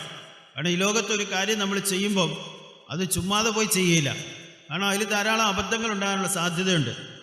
നേരെ മറിച്ച് ഒരു കാര്യം നമ്മൾ ചെയ്യുമ്പോൾ അതിനെക്കുറിച്ച് പഠിച്ചിട്ട് ചെയ്യും, അതിനെക്കുറിച്ച് മനസ്സിലാക്കിയിട്ട് ചെയ്യും, അതിൻ്റെ വശങ്ങൾ മനസ്സിലാക്കും, അതിൻ്റെ മുമ്പും പിമ്പും എല്ലാം മനസ്സിലാക്കിയിട്ട് എന്നിട്ടാണ് നമ്മൾ ആ കാര്യത്തിലേക്ക് ഏർപ്പെടുന്നത്. കണ്ണുമടച്ച് പോയി ചെയ്തു കഴിഞ്ഞാൽ ചിലപ്പോൾ വലിയ അപകടമായിരിക്കും. ഇതേപോലെ തന്നെ ദീനിൻ്റെ വിഷയത്തിലും മനുഷ്യൻ ദീനിനെ മനസ്സിലാക്കി, ആ ദീനിൻ്റെ ഇൽമ് കരസ്ഥമാക്കി, അതിനെ മനസ്സിലാക്കി പഠിച്ച് ചെയ്യുക എന്നുള്ളത് ആവശ്യമായ കാര്യമാണ് മനുഷ്യൻ. اللہ تبارک و تعالیٰ کا یہ حکم ہے، یا ایھا الذین آمنوا قوا انفسکم واہلیکم نارا، اے ایمان والو اپنے آپ کو، اپنے اہل و عیال کو دوزخ کی آگ سے بچاؤ۔ یہ حکم ہے کہ اے ایمان والو اپنے آپ کو اور اپنے اہل و عیال کو دوزخ کی آگ سے بچاؤ۔ دوزخ کی آگ سے کیسے بچائیں گے؟ دوزخ کی آگ تو دیکھی نہیں ہے، کوئی چیز دیکھی ہو تو اس سے بچایا جائے، دیکھا ہی نہیں تو کیسے بچائیں گے؟ حضرت علی فرماتے تھے آیت کا مطلب یہ ہے کہ اپنے آپ کو، اپنے اہل و عیال کو دین سکھاؤ۔ ایک ہے دین کا جاننا، وہ تو عام ہے، جاننے کی بہت اسباب دنیا میں پیدا ہو گئے آج، جی ہاں، جاننے کے بہت اسباب پیدا ہو گئے، جی ہاں، یہ جاننا کافی نہیں ہے، بلکہ جاننے کا مطلب یہ ہے کہ اپنے آپ کو سیکھ کر کے اس کا تابع کرے، دین سیکھے اور دین کا اپنے آپ کو تابع کرے۔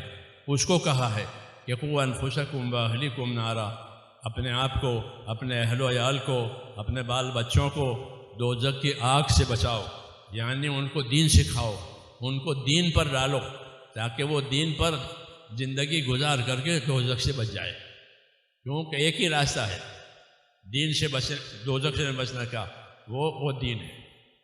جس کے پاس دین نہیں ہے اس کا دوزخ سے بچنے کا کوئی سامان ہی نہیں ہے۔ دوزخ سے بچنے کے لیے ایک ہی طریقہ ہے، وہ دین ہے جو رسول صلی اللہ علیہ وسلم کے ذریعے سے آیا ہے۔ ہاں، اس لیے اس کو سیکھنا ہے، اپنی زندگی میں لانا، اپنے اہل و عیال میں لانا۔ جس طرح دنیاوی ترقی اپنے لیے، اپنے اہل و عیال کے لیے سوچتے ہیں کہ ہماری اولاد دنیا میں ترقی کرے، ان کی زندگی کے معیار اونچا ہو جاوے، وہ تو موت تک کی بات ہے، اور وہ بھی یقینی نہیں ہے۔ ہاں، بعض مرتبہ آدمی کوشش کرتا ہے اور نہیں پاتا، اور اگر پا بھی لیا تو موت تک، وہ تو ایک خواب کی طرح سے ہو جائے گا۔ اصل یہ ہے کہ اپنے آپ کو دوزخ سے بچانا ہے، یعنی اپنے آپ کو دیندار بنانا ہے، یہی اصل ہے۔ اللہ تعالیٰ نے مال اور جان کی طاقت اسی کے لیے دی ہے کہ مال اور جان کی طاقت جو ہے دین سیکھ کر کے اپنے جانوں کو، اپنے مالوں کو اپنے دین کے تابع بناوے۔ جو اعضاء اللہ تعالیٰ نے دیے ہیں ہمیں، یہ عبادت کے لیے دیے ہیں، عبادت کے لیے دیے ہیں، جس طرح حاجت کے لیے دیے ہیں ایسے عبادت کے لیے دیے ہیں۔ اس لیے اللہ تعالیٰ کی طرف جتنے اعضاء ہم کو دیے، ان اعضاء کے ساتھ اللہ تعالیٰ کے حکم بھی ہے، آنکھوں کا یہ حکم ہے، کانوں کا یہ حکم ہے، زبان کا یہ حکم ہے، ہاں، ان کے احکام بھی ہیں، کیونکہ یہ اللہ تعالیٰ کی نعمتیں بھی ہیں اور اللہ کی امانتیں بھی ہیں۔ اس طرح مال ہے کہ مال اللہ کی نعمت بھی ہے اور مال اللہ کی امانت بھی ہے، ہاں، اور یہ مال جو دیا گیا ہے وہ حقوق ادا کرنے کے لیے پیدا ہوا ہے۔ مال کو حقوق ادا کرنے کے لیے پیدا کیا اللہ نے، کہ مال کے ذریعے سے حقوق ادا ہوں گے، مال کے ذریعے سے حاجتیں پوری ہوگی۔ حضور صلی اللہ علیہ وسلم مال کے بارے میں فرمایا، المال نعم المعونہ، المال نعم المعونہ، یعنی مال زندگی کا بہترین سہارا ہے، یوں فرمایا، مال زندگی کا بہترین سہارا ہے۔ پکی بات ہے کہ بھائی مال نہ ہو تو آدمی کا کوئی سہارا نہیں ہے، اس کی کوئی گنتی نہیں ہوتی بیچارے کی۔ فرمایا مال زندگی کا بہترین سہارا ہے، حاجتیں پوری کرنے کے لیے، راحتیں لینے کے لیے۔ اس طرح مال عبادت کے لیے بھی بہترین سہارا ہے کہ اپنے مال سے جس طرح حاجت راحت پوری کی جاتی ہے، اس طرح مال سے حقوق ادا کیے جائیں۔ کیوں کہ مال کو اللہ تعالیٰ نے حقوق ادا کرنے کے لیے پیدا کیا ہے، ہاں، یہی اصلی غرض ہے۔ مال مالداری کے لیے نہیں پیدا کیا ہے کہ مال سے مالدار بنو، مالدار بننے کو نادانی کہا ہے، کہ مالدار سے مالداری حاصل کرنا یہ نادانی ہے، ہاں۔ الدنیا دار من لا دار له ومال من لا مال له، الدنیا دار من لا دار له ومال من لا مال له ولها اجمع من لا عقل له۔ تو دنیا اس آدمی کا مال ہے جس کا کوئی مال نہیں، اور دنیا اس آدمی کا گھر ہے جس کا گھر نہیں ہے، اور جو دنیا کے لیے مال جمع کرتا ہے اس کے اندر عقل نہیں ہے، وہ نادان ہے کہ دنیا کے لیے مال جمع کرتا ہے۔ کہ دنیا کے لیے مال نہیں جمع کیا جاتا، بلکہ مال کو تو جمع کر کے حاجتیں پوری کی جاتی ہے، حقوق ادا کیے جاتے ہیں، اللہ کے بھی اور مخلوق کے بھی۔ تو مال کو حقوق ادا کرنے کے لیے پیدا کیا ہے، اس لیے مال کے احکامات ہے، یہ مال کے احکامات ہے، کیونکہ مال امانت ہے۔ مال کے بارے میں دو سوال ہوں گے، حدیثوں میں ہے کہ مال کے بارے میں 2 سوال ہوں گے۔ ایک سوال مال کے بارے میں ہوگا کہ کہاں سے کمایا، کہاں سے کمایا تھا، جائز طریقے سے کمایا تھا، ناجائز طریقے سے کمایا تھا، ظلم سے کمایا تھا، مال کہاں سے کمایا تھا اور مال کہاں خرچ ہوا تھا۔ یہ 2 سوال ہیں مال کے بارے میں، کیوں کہ یہ امانت ہے اور یہ حقوق ادا کرنے کے لیے اللہ تعالیٰ نے اس کو پیدا کیا ہے۔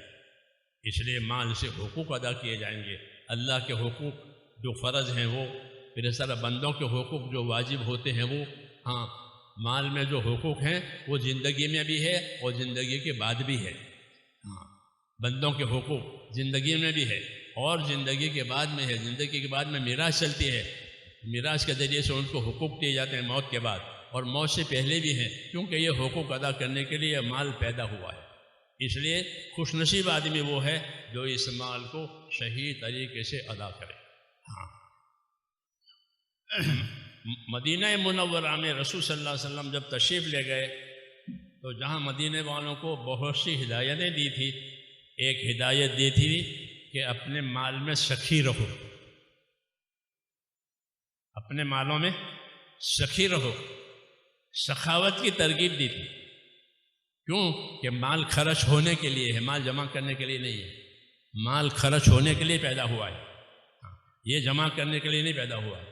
جو جمع کرتا ہے مالدار بننے کے لیے وہ اپنا بھی نقصان کرتا ہے، کیونکہ مال کی خاصیت یہ ہے کہ جب تک یہ خرچ نہیں ہوتا فائدہ نہیں ہوتا۔ یہ ہر ایک آدمی جانتا ہے کہ مال جب تک خرچ نہ ہو فائدہ نہیں ہوگا۔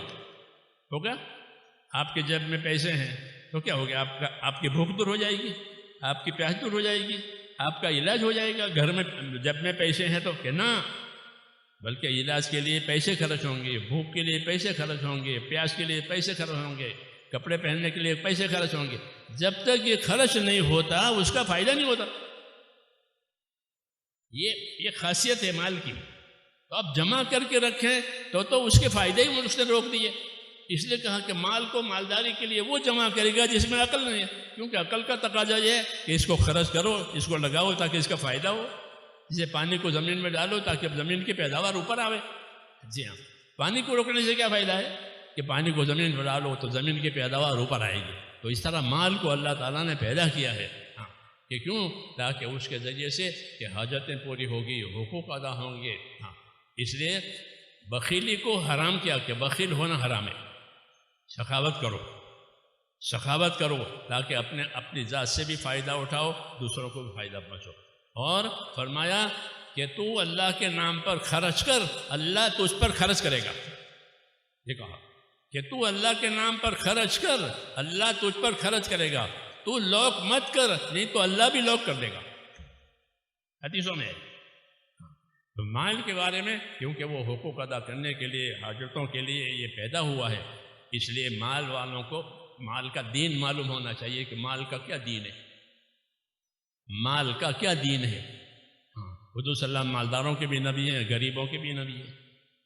جی ہاں، تو مالداروں کو مال کا دین ہونا چاہیے کہ مال میں کون سی چیزیں اچھی ہیں اور کون سی چیزیں بری ہیں۔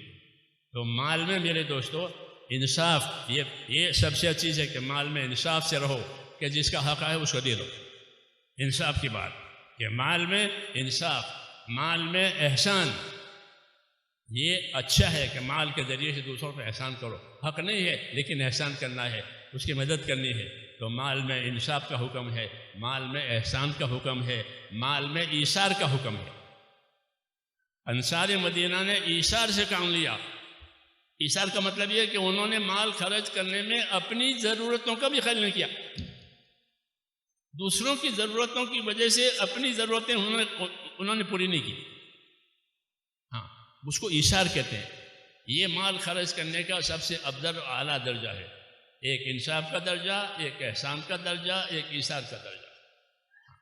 اور مال میں جو چیزیں بری ہیں کہ اسراف برا ہے، اسراف کرنا، اسراف کہ مال کا اسراف مال کی برکتوں کو ختم کرے گا۔ इसराफ यानी ज़रूरत से ज़्यादा लगा देना। 5 रुपये में काम हो सकता है, फिर भी 50 रुपये लगा दिए, इसको इसराफ कहते हैं। ये ज़रूरत से ज़्यादा माल, हाँ, तो उससे हुजूर सल्लल्लाहु अलैहि वसल्लम मना फरमाया कि अगर मालों में इसराफ होगा तो माल की बरकत चली जाएगी, क्योंकि इसराफ से माल ज़्यादा खर्च होगा। जब ज़्यादा खर्च होगा तो ज़्यादा कमाना पड़ेगा, जाहिर बात है, ज़्यादा कमाना पड़ेगा। जब ज़्यादा कमाइयों में वक्त लगेगा तो दीन के लिए वक्त नहीं होगा, जैसे आज है। अब दीन के लिए वक्त नहीं है, जी हाँ, क्यों कि माल को ज़्यादा कमाना पड़ता है, इसलिए कि माल इसराफ के साथ खर्च हो रहा है, जी हाँ। इसलिए मेरे भाइयों, ये बहुत बड़ी नेमत है, माल बेहतरीन चीज़ है। फरमाया नेमल मऊना, माल बेहतरीन और बेहतरीन सहारा है, लेकिन उसका मसरफ ये है कि माल इंसाफ में खर्च हो, एहसान में खर्च हो, हाँ, ताकि मखलूक को फ़ायदा हो। और जब मखलूक को हम फ़ायदा पहुँचाएंगे तो हमको भी फ़ायदा होगा। इरहमु मन फिल अर्द यरहमकुम मन फिस समा, तुम ज़मीन वालों पर रहम करो, आसमान वाला तुम पर रहम करेगा। अल्लाह की रहमतों के लेने का ये रास्ता है। तो जो असबाब मेरे दोस्तों हमको दिए गए हैं, जानी माली, वो आखिरत बनाने के लिए दिए गए हैं, दुनिया की सलामती के लिए दिए गए हैं। इसलिए दीन सीखना ज़रूरी है। दीन सीखेंगे तो ये चीज़ें सामने आएगी। दीन नहीं हो तो वैसे ज़माने में जैसा गुजरते हैं ऐसा गुजरेंगे, लोग जैसा करते हैं वैसा करेंगे। ये हमारा तरीका नहीं है। हमको तो एक तरीके पर डाला गया है, उसकी दावत है, उसकी मेहनत है, उसकी रहबरी है, इसलिए इसको लाना है ताकि हमारी ज़िंदगी की हर चीज़ हुक्म वाली बने, आखिरत की तैयारी वाली बने। ഖുർആൻ ശരീഫിൽ അല്ലാഹു തആല പറയുന്നു, യാ അയ്യുഹല്ലദീന ആമനൂ ഖൂ അൻഫുസകും വ അഹ്ലീകും നാറ. അല്ലാഹു തആല കൽപ്പിക്കുകയാണ്, അല്ലേ മുഅ്മിനീങ്ങളെ, നിങ്ങളെയും നിങ്ങളുടെ കുടുംബത്തെയും നരകത്തിൻ്റെ ശിക്ഷയിൽ നിന്നും നിങ്ങൾ രക്ഷപ്പെടുത്തുക. നേരത്തെ പറഞ്ഞിരുന്നു, നമ്മുടെ സ്വന്തം നമ്മളോടുള്ള ഹക്ക്, ആദ്യത്തെ ഹക്ക് എന്താണെന്ന് വെച്ചാൽ നമ്മളോട് തന്നെയുള്ള കടമ എന്താണ്? നമ്മളെ അള്ളാഹുവിൻ്റെ ശിക്ഷയിൽ നിന്നും നരകത്തിൻ്റെ ശിക്ഷയിൽ നിന്നും രക്ഷപ്പെടുത്തുക, അതിൽ നിന്നും രക്ഷപ്പെടുക.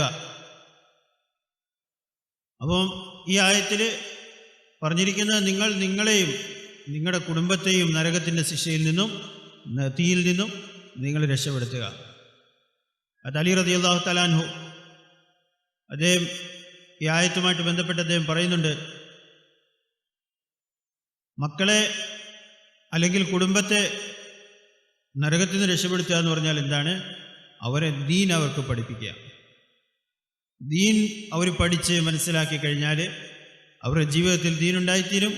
ആ ദീനുണ്ടായിക്കഴിഞ്ഞാൽ അവർ നരകത്തിൽ നിന്നും രക്ഷപ്പെട്ടോളും. ഇപ്രകാരം നമ്മുടെ മക്കളുടെ ഭാവിയെക്കുറിച്ച് നമ്മൾ ചിന്തിക്കാറുണ്ട്.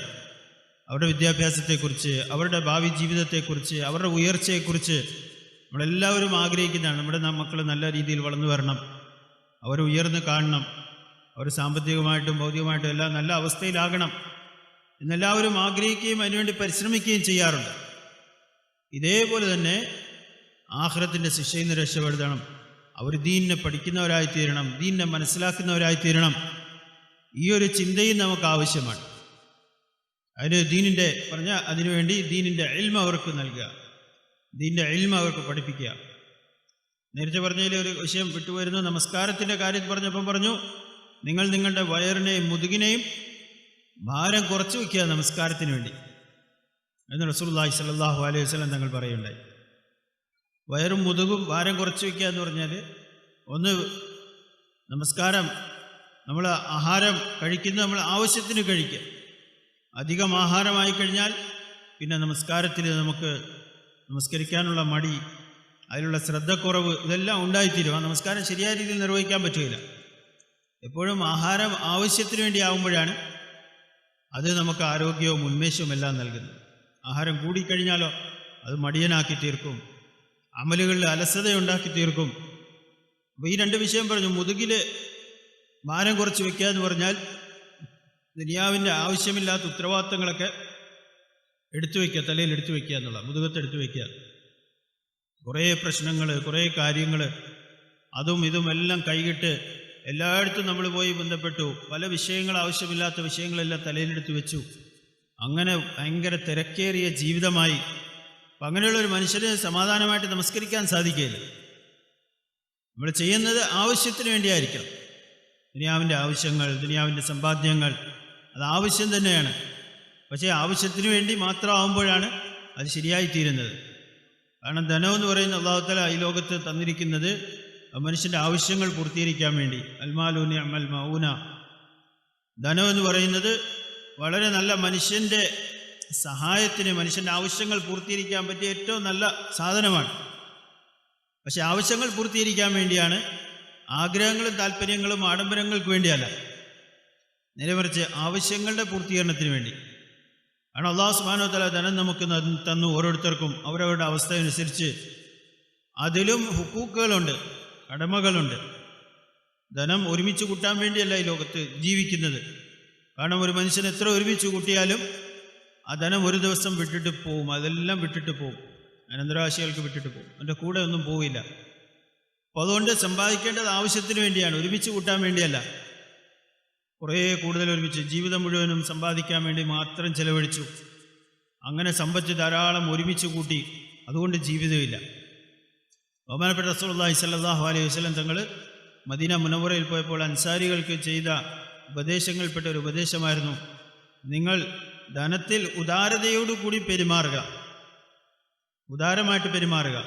പിടിച്ചു വയ്ക്കുക അല്ലെങ്കിൽ ഭയങ്കരമായി പിശുക്ക് കാണിക്കുക, ഇതല്ല ഉദാരതയോടുകൂടി പെരുമാറാൻ വേണ്ടി ബഹുമാനപ്പെട്ട റസൂലുള്ളാഹി സ്വല്ലല്ലാഹു അലൈഹി വസല്ലം തങ്ങൾ അൻസാരികളോട് പറയുകയുണ്ടായി.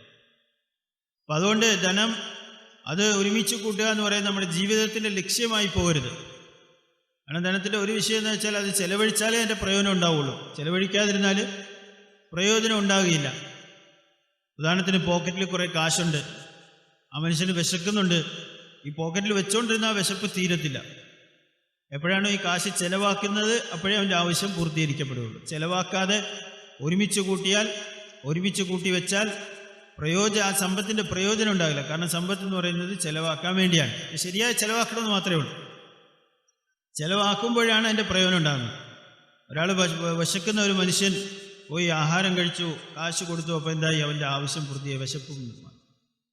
വേറെ മനുഷ്യന് വേറെന്തോ ആവശ്യമുണ്ട്, അതിന് കാശ് ചെലവാക്കി, ആ ആവശ്യം പൂർത്തിയാക്കി, അപ്പോൾ അവന് അതിൻ്റെ പ്രയോജനം, ആ സമ്പത്തിൻ്റെ പ്രയോജനം അവന് കിട്ടി. എന്നാൽ ഇത് ചെലവാക്കണ്ടെന്ന് വെച്ച് പോക്കറ്റിൽ തന്നെ വെച്ചുകൊണ്ടിരുന്നെങ്കിലോ അവൻ്റെ വിശപ്പ് മാറുകയില്ല, ബുദ്ധിമുട്ടും മാറുകയില്ല.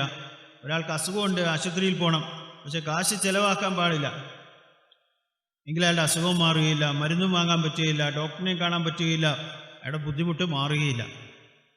എപ്പോഴാണോ അയാൾക്ക് ബുദ്ധിമുട്ട് മാറേണ്ടത് അയാൾ പോയി ആ കാശ് ചെലവാക്കേണ്ടി വരും, മരുന്ന് മേടിക്കേണ്ടി വരും, ഡോക്ടറിൻ്റെ ഫീസ് അടയ്ക്കേണ്ടി വരും, മരുന്ന് മേടിച്ചാൽ ചികിത്സ ചെയ്യേണ്ടി വരും.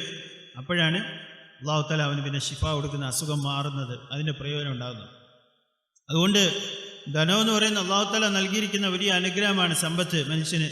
പക്ഷേ അതിൽ ധാരാളം കടമകളുണ്ട്.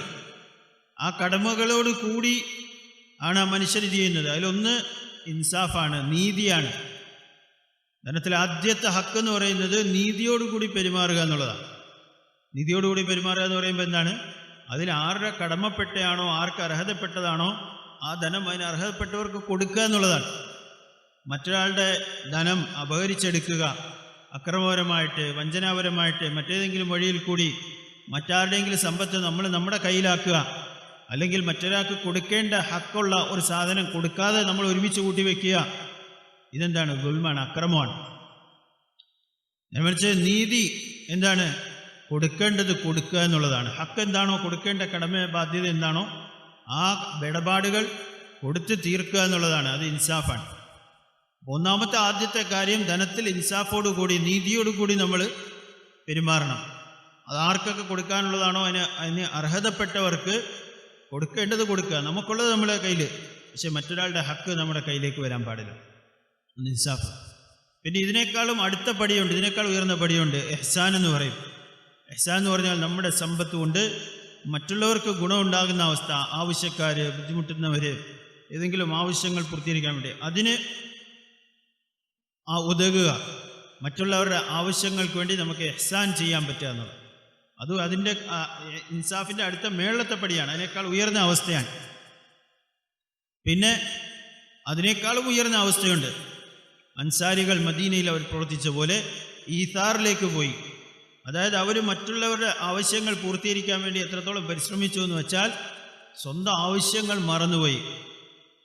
ഇഹ്സാൻ എന്ന് പറയുമ്പോൾ നമ്മുടെ ആവശ്യങ്ങൾ നമ്മൾ പൂർത്തിയാക്കുന്നുണ്ട്, അതിൻ്റെ കൂടെ മറ്റുള്ളവരുടെ ആവശ്യങ്ങളും നമ്മൾ പൂർത്തിയാക്കി കൊടുക്കുന്നുണ്ട്. അത് ഇഹ്സാനാണ്. പക്ഷെ അതിലും മേളിൽ മറ്റുള്ളവരുടെ ആവശ്യങ്ങൾ പൂർത്തീകരിക്കുന്നതിൽ എത്രത്തോളം അതിൽ ശ്രദ്ധിച്ചു, എത്രത്തോളം അതിൽ പരിശ്രമിച്ചു എന്ന് വെച്ചാൽ സ്വന്തം ആവശ്യങ്ങളെ മറന്ന് മറ്റുള്ളവരുടെ ആവശ്യം. ഈ രീതിയിലായിരുന്നു അൻസാരികളായ സഹാബാക്കൾ മദീന മുനവ്വറയിൽ മക്കയിൽ നിന്ന് മുഹാജിരീങ്ങൾ വന്നപ്പോൾ അവർ പെരുമാറിയതായിരുന്നു. അവരുടെ എന്തെല്ലാം ഉണ്ടോ അതെല്ലാം കൊടുക്കാൻ തയ്യാറായി. ആ രീതിയിൽ ഈസാർ എന്ന് പറയുന്നത്. അപ്പോൾ ധനത്തിൽ ഈ കടമകളുണ്ട്. ധനമെന്ന് പറയുന്നത് നേരത്തെ പറഞ്ഞ പോലെ വലിയ നിഅമൽ മഊന, വലിയ മനുഷ്യന് ആവശ്യങ്ങൾ പൂർത്തീകരിക്കാനുള്ള വലിയ അള്ളാഹുവിൻ്റെ ഭാഗത്തുള്ള അനുഗ്രഹമാണ്.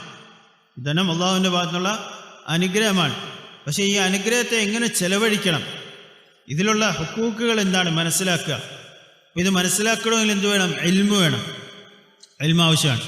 ഏതൊരു കാര്യത്തെക്കുറിച്ചും അത് പഠിച്ച് മനസ്സിലാക്കി അത് ചെയ്യുമ്പോഴാണ് അത് ശരിയായ രീതിയിലായിത്തീരുന്നത്. അതുകൊണ്ട് അതാണ് നേരത്തെ പറഞ്ഞത്, നിങ്ങളുടെ സന്താനങ്ങളെ നരകത്തിൽ നിന്ന് മോചിപ്പിക്കുക എന്ന് പറയുമ്പോൾ അവർക്ക് ദീനിൻ്റെ ഇൽമ് നൽകുക. എന്നാൽ അവരവരുടെ ജീവിതത്തിലുള്ള കടമകൾ അവർ മനസ്സിലാക്കും, കടമകൾ പൂർത്തീകരിക്കും. കടമകൾ പൂർത്തീകരിക്കുമ്പോൾ അള്ളാഹുവിൻ്റെ ശിക്ഷയിൽ നിന്ന് അവർക്ക് രക്ഷപ്പെടാൻ കാരണമായിത്തീരും. അപ്പോൾ അതുകൊണ്ട് ഈ ലോകത്ത് ജീവിക്കുന്ന മനുഷ്യർക്ക് എല്ലാവരുടെ മേലും അള്ളാഹു താല ഉത്തരവാദിത്തങ്ങളും ഹുക്കൂക്കുകളും വെച്ചിട്ടുണ്ട്. ഈ ഹുക്കൂക്കുകൾ പൂർത്തീകരിക്കുക, അത് സ്വന്തം ജീവിതത്തിലാണെങ്കിലും സ്വന്തം നഫ്സിലാണെങ്കിലും അള്ളാഹു താല നൽകിയിരിക്കുന്ന സമ്പത്തിലാണെങ്കിലും ഇതുപോലെയുള്ള മുഴുവൻ വസ്തുക്കളിലും. ഈ സമ്പത്ത് ഒരിക്കലും ഒരുമിച്ച് കൂട്ടി നാളെ നമുക്ക് കൊണ്ടുപോകാൻ പറ്റുകയില്ല. അതിലുള്ള ഹുക്കൂക്കുകൾ പൂർത്തീകരിക്കുമ്പോഴാണ് അത് നമുക്ക് പ്രയോജനപ്പെടുന്ന, ഈ സമ്പത്ത് പ്രയോജനപ്പെടുന്ന ആയിത്തീരുന്നത്. അപ്പോൾ അതുകൊണ്ട് ദീനിൻ്റെ ദഅവത്തിൻ്റെ പരിശ്രമം, ഇതുപോലെ ഒരുമിച്ച് കൂടലെല്ലാം നമ്മുടെ ജീവിതത്തിൽ ഓരോ കാര്യങ്ങളുടെ വിഷയത്തിലുള്ള നമ്മുടെ മേലുള്ള ഹുക്കൂക്കുകൾ, നമ്മുടെ മേലുള്ള കടമകൾ, നമ്മുടെ മേലുള്ള ബാധ്യതകൾ, നമ്മുടെ മേലുള്ള ഉത്തരവാദിത്തങ്ങൾ, ഇത് നമ്മൾ മനസ്സിലാക്കുകയും അത് പഠിക്കുകയും അത് പൂർത്തീകരിക്കുകയും ചെയ്യുക എന്നുള്ളതാണ്. അതിനെ നമ്മൾ തയ്യാറാകാൻ വേണ്ടി പരിശ്രമിക്കുക എന്നുള്ളതാണ് ഈ പരിശ്രമം കൊണ്ട് ഉദ്ദേശിക്കപ്പെടുന്നതും ഇങ്ങനെയുള്ള ഒരുമിച്ച് കൂടൽ കൊണ്ട് ഉദ്ദേശിക്കപ്പെടുന്ന ഈ കാര്യങ്ങളാണ്.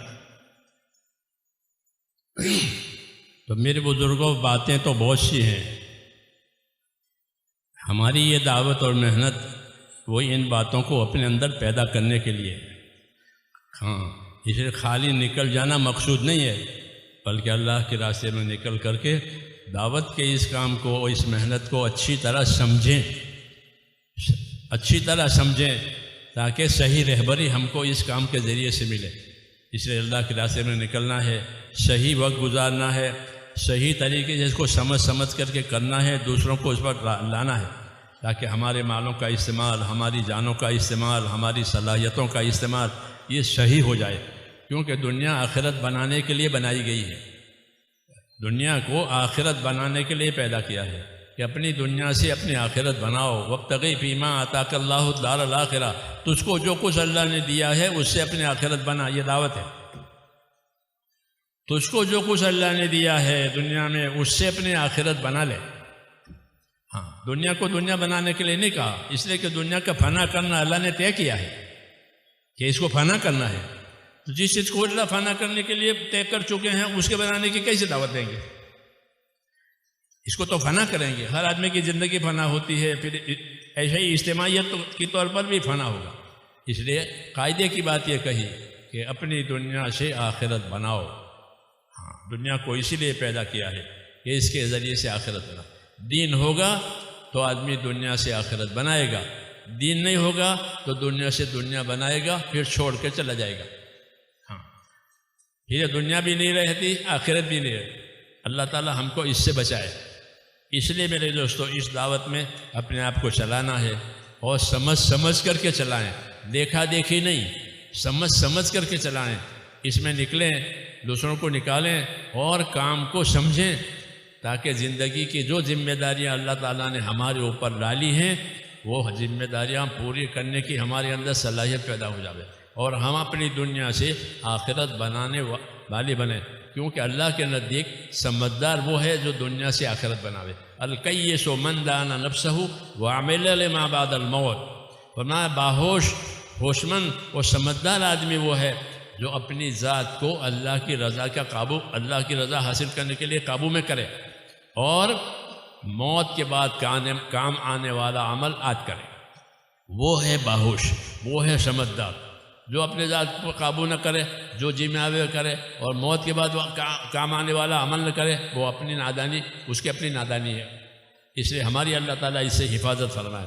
اس کام کی غرض یہی ہے، اس لیے اس کام میں اہتمام سے وقت لگائیں، اور جو وقت لگانے کے لیے جا رہے ہیں وہ اہتمام سے اس کام کو کریں اور اچھی طرح محنت کریں۔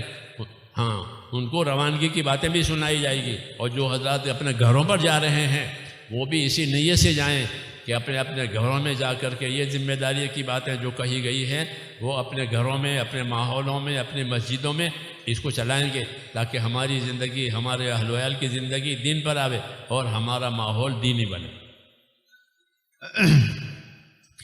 അതുകൊണ്ട് വിഷയങ്ങൾ നമ്മൾ സംസാരം കേട്ടുകൊണ്ടിരിക്കുന്നുണ്ട്, നമ്മൾ കേൾക്കാറുള്ളതാണ് ദീൻ്റെ വിഷയങ്ങൾ. പക്ഷേ യഥാർത്ഥത്തിൽ ഈ പറയുന്നത് വെറും പറയാൻ വേണ്ടിയോ കേൾക്കാൻ വേണ്ടി മാത്രമല്ല. പറയലും കേൾക്കലും ആവശ്യമാണ്, പക്ഷേ ഇത് ജീവിതത്തിൽ ഉണ്ടാക്കി തീർക്കാൻ വേണ്ടിയാണ്. അതുകൊണ്ട് നമ്മൾ ഈ പറയുന്ന കാര്യങ്ങൾ ജസ്റ്റ് കേട്ടു, നമ്മൾ പിരിഞ്ഞുപോയി എന്നതിന് ഉപരിയായിട്ട് ഇതിനെ മനസ്സിലാക്കുക, ഇതിനെ പഠിക്കുക. ദീൻ്റെ ദഅവത്തിൻ്റെ പരിശ്രമം, ഈ പരിശ്രമത്തിൻ്റെ ആവശ്യകത, ഈ പരിശ്രമത്തിൻ്റെ മഹത്വം, ഈ പരിശ്രമത്തിൻ്റെ രീതി, ഇതെല്ലാം മനസ്സിലാക്കി നമ്മൾ അതിനെ ശരിയായ രീതിയിൽ ചെയ്യുമ്പോഴാണ് ഈ പരിശ്രമം കൊണ്ട്, ദഅവത്തിൻ്റെ മുബാറക്കായ പരിശ്രമം കൊണ്ട് നമുക്കതിൻ്റെ പ്രയോജനം ഉണ്ടായിത്തീരേണ്ടത്. കാരണം ഒരു മനുഷ്യന് ഈ കാര്യങ്ങൾ അവന് മനസ്സിലായി അവൻ്റെ ഹൃദയത്തിലേക്ക് ഇറങ്ങുമ്പോഴാണ് ജീവിതത്തിൽ അതനുസരിച്ച് മാറ്റം വരുന്നത്. അല്ലാഹു തആല ഖുർആൻ ശരീഫിൽ പറയുന്നുണ്ട് ആ ദഅവത്തിൻ്റെ വബ്തഗി ഫീമാ ആതാകല്ലാഹു ദാറൽ ആഖിറ വലാ തൻസ നസീബക മിനദ് ദുനിയ. നിങ്ങൾക്ക് അല്ലാഹു സുബ്ഹാനഹു വ തആല നൽകിയ ദുനിയാവിൻ്റെ വസ്തുക്കളിൽ നിന്നും, അല്ലാഹു തആല നിങ്ങൾക്ക് നൽകിയിരിക്കുന്ന അനുഗ്രഹങ്ങളിൽ നിന്നും ആഖിറത്തിനെ കരസ്ഥമാക്കുക, ആഖിറത്തിനെ തേടുക. കാരണം എന്താണ്? ഇവിടുത്തെ ദുനിയാവിൻ്റെ ജീവിതം കൊണ്ട് ദുനിയാവിനെ മാത്രം മനുഷ്യൻ ലക്ഷ്യമാക്കി കഴിഞ്ഞാൽ അവന് സംഭവിക്കുന്നത് എന്താണെന്ന് വെച്ചാൽ കുറച്ച് സമയം കഴിയുമ്പം അവനെല്ലാം വിട്ടിട്ട് പോകേണ്ടി വരും. ഒരു സമയം അവൻ ഒരുമിച്ച് കൂട്ടിയത്, അവൻ സമ്പാദിച്ചത്, അവൻ്റെ എന്തെല്ലാം ഉണ്ടോ അതെല്ലാം വിട്ടിട്ട് പോകും. അപ്പോൾ പിന്നെ ആ സമയത്ത് സംഭവിക്കുന്നത് എന്താണെന്ന് വെച്ചാൽ അവന് ഈ സമ്പാദിച്ചതുമില്ല, ആഖിറത്തിലേക്ക് വേണ്ടി ഒന്നും ചെയ്തിട്ടുമില്ല. അപ്പം അവിടെയൊന്നുമില്ല ഇവിടെയൊന്നും ഇല്ലാത്ത അവസ്ഥയായി പോകും, വെറും ഒറ്റപ്പെട്ടു പോകും. അപ്പം അതുകൊണ്ട് ഈ ലോകത്ത് മനുഷ്യൻ അല്ലാഹു തആല ജീവിതം കൊടുത്തിരിക്കുന്ന സമയത്ത് ഈ വിഷയം അല്ലാഹു തആല ഈ ആയത്തിൽ കൂടി പറയുന്നതാണ്. എന്താണോ നിങ്ങൾക്ക് ദുനിയാവിൽ അല്ലാഹു തആല നൽകിയിരിക്കുന്നത് അതിനെ ഉപയോഗപ്പെടുത്തുന്നു, അതിനെ അനുഗ്രഹമായിട്ട് അവർ സ്വീകരിക്കുന്നു, അതെല്ലാം ശരിയാണ്. പക്ഷേ അതിൻ്റെ കൂട്ടത്തിൽ അതിനെക്കൊണ്ട് ആഖിറത്തിൻ്റെ ജീവിതത്തിൻ്റെ വിജയത്തെ നിങ്ങൾ ലക്ഷ്യമാക്കി അതിനെ കരസ്ഥമാക്കാൻ വേണ്ടി നിങ്ങൾ പരിശ്രമിക്കണം എന്ന് അല്ലാഹു സുബ്ഹാനഹു വ തആല ഈ ആയത്തിൽ കൂടി പറയുന്നുണ്ട്. അപ്പോൾ അതുകൊണ്ട് ദുനിയാവിനെ മാത്രം മനുഷ്യൻ ലക്ഷ്യമാക്കി ലോകത്ത് ജീവിക്കുന്ന അവസ്ഥ ഉണ്ടായിക്കഴിഞ്ഞാൽ അവൻ്റെ ജീവിതത്തിൻ്റെ അവസാനം വലിയ നിരാശയിലായിപ്പോകും, ഒന്നും തന്നെ ഉണ്ടാകില്ല. എന്ത് സമ്പാദിച്ചോ അതും വിട്ടിട്ട് പോകും. വരാനിരിക്കുന്ന ജീവിതത്തെക്കുറിച്ച് അവനൊന്നും അതിനുവേണ്ടി ഇല്ലാത്ത അവസ്ഥയിലായിപ്പോകും. അപ്പോൾ അതുകൊണ്ട് ദുനിയാവിലെ ജീവിതത്തിൽ ഈ കാര്യങ്ങൾ മനുഷ്യൻ മനസ്സിലാക്കുക, അതിനുവേണ്ടി തയ്യാറാകുക, അതിനുവേണ്ടി അവൻ കാര്യങ്ങളുടെ അറിവ് അത് മനസ്സിലാക്കിയ അറിവ് കരസ്ഥമാക്കുക, അറിവ് മനസ്സിലാക്കുക. ഈ ദഅവത്തിൻ്റെ പരിശ്രമം അതാണ്. അള്ളാഹുവിൻ്റെ ദീൻ്റെ വഴിയിൽ പുറപ്പെടുന്ന ഇങ്ങനെയുള്ള സമ്മേളനങ്ങളിൽ ജമാഅത്തുകൾ അള്ളാഹുവിൻ്റെ ദീൻ്റെ വഴിയിൽ പുറപ്പെടാറുണ്ട്, അല്ലാതെയും പുറപ്പെടാറുണ്ട്. ഈ പുറപ്പെടുന്നത് എന്തിനു വേണ്ടിയാണ്?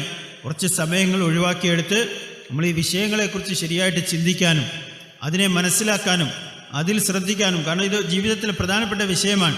പക്ഷേ ജീവിതത്തിൻ്റെ തിരക്കുകളുടെ ഇടയിൽ മനുഷ്യർ ഇതെല്ലാം വിട്ടുപോകാറുണ്ട്.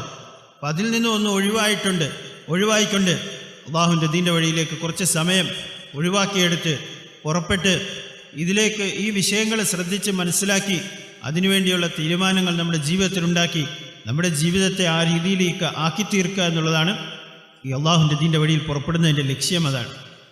അതുപോലെ ഈ സമ്മേളനത്തിൽ നിന്നും ജമാഅത്തുകൾ പുറപ്പെടുന്നുണ്ടാവും, അതുപോലെ വീടുകളിലേക്ക് പോകുന്നുണ്ടാവും. വീടുകളിലേക്ക് പോകുന്നവരും അവർ ഈ ഒരു നിയ്യത്തോടു കൂടി പോകണം. ദീൻ്റെ വഴിയിൽ ജമാഅത്തിൽ പുറപ്പെടുന്നവരാണെങ്കിലും അതല്ല വീടുകളിലേക്ക് പോവുകയാണെങ്കിലും ഈ വിഷയങ്ങൾ ഇവിടെ നിന്നൊരു തീരുമാനമെടുത്ത് നമ്മുടെ ജീവിതം ഈ കടമ, ഈ ഹുക്കൂക്കുകളെ പൂർത്തീകരിക്കണം, ആഖിറത്തിൻ്റെ ജീവിതത്തെ നമ്മുടെ ലക്ഷ്യമാക്കണം. അതിനുവേണ്ടിയുള്ള തയ്യാറെടുപ്പിന് വേണ്ടിയാണ് നമ്മൾ പോകുന്നത്. അത് നാട്ടിലേക്ക് തിരിച്ചു പോകുന്നതാണെങ്കിലും ശരി, അല്ല ജമാഅത്തുകളിൽ പോകുന്നതാണെങ്കിലും ശരി, ഈ ഒരു നിയ്യത്തോടു കൂടി നമ്മൾ ഇവിടെ നിന്നും ഈ ഒരു നിയ്യത്തുകളുമായിട്ട് നമ്മൾ തിരിച്ചു പോവുകയും അവിടെയുള്ള നമ്മുടെ മറ്റ് ഭൗതികമായ ആവശ്യങ്ങളും ജോലിയും കുടുംബത്തിൻ്റെ എല്ലാം കൂട്ടത്തിൽ ഈ ദീനിൻ്റെ പരിശ്രമം, നാട്ടിലുള്ള പരിശ്രമങ്ങളിൽ നമ്മൾ ബന്ധപ്പെടുകയും ആ അമലുകൾ നമ്മൾ ചെയ്യുകയും അവിടെയുള്ള അമാലുകളിൽ നമ്മൾ പങ്കെടുക്കുകയും ചെയ്ത് ഈ ഒരു ഉയർന്ന ലക്ഷ്യം, ഈ ഒരു വിഷയം നമ്മുടെ ജീവിതത്തിലും ലോകത്ത് മുഴുവനുള്ള മനുഷ്യരിലും ഇതുണ്ടായിത്തീരാൻ വേണ്ടി ഉള്ള ഒരു പരിശ്രമമാണ് നമ്മൾ ചെയ്യുന്നതെങ്കിൽ നമ്മുടെ ഒരുമിച്ച് കൂടലും ഈ നിയ്യത്തുകളും വലിയ പ്രയോജനം ഉണ്ടാക്കി തീർക്കും. അത് ഇൻഷാ അല്ലാഹ് തയ്യാറല്ല ഇൻഷാ അല്ലാഹ്. अब अल्लाह ताला से दुआ मांगनी है,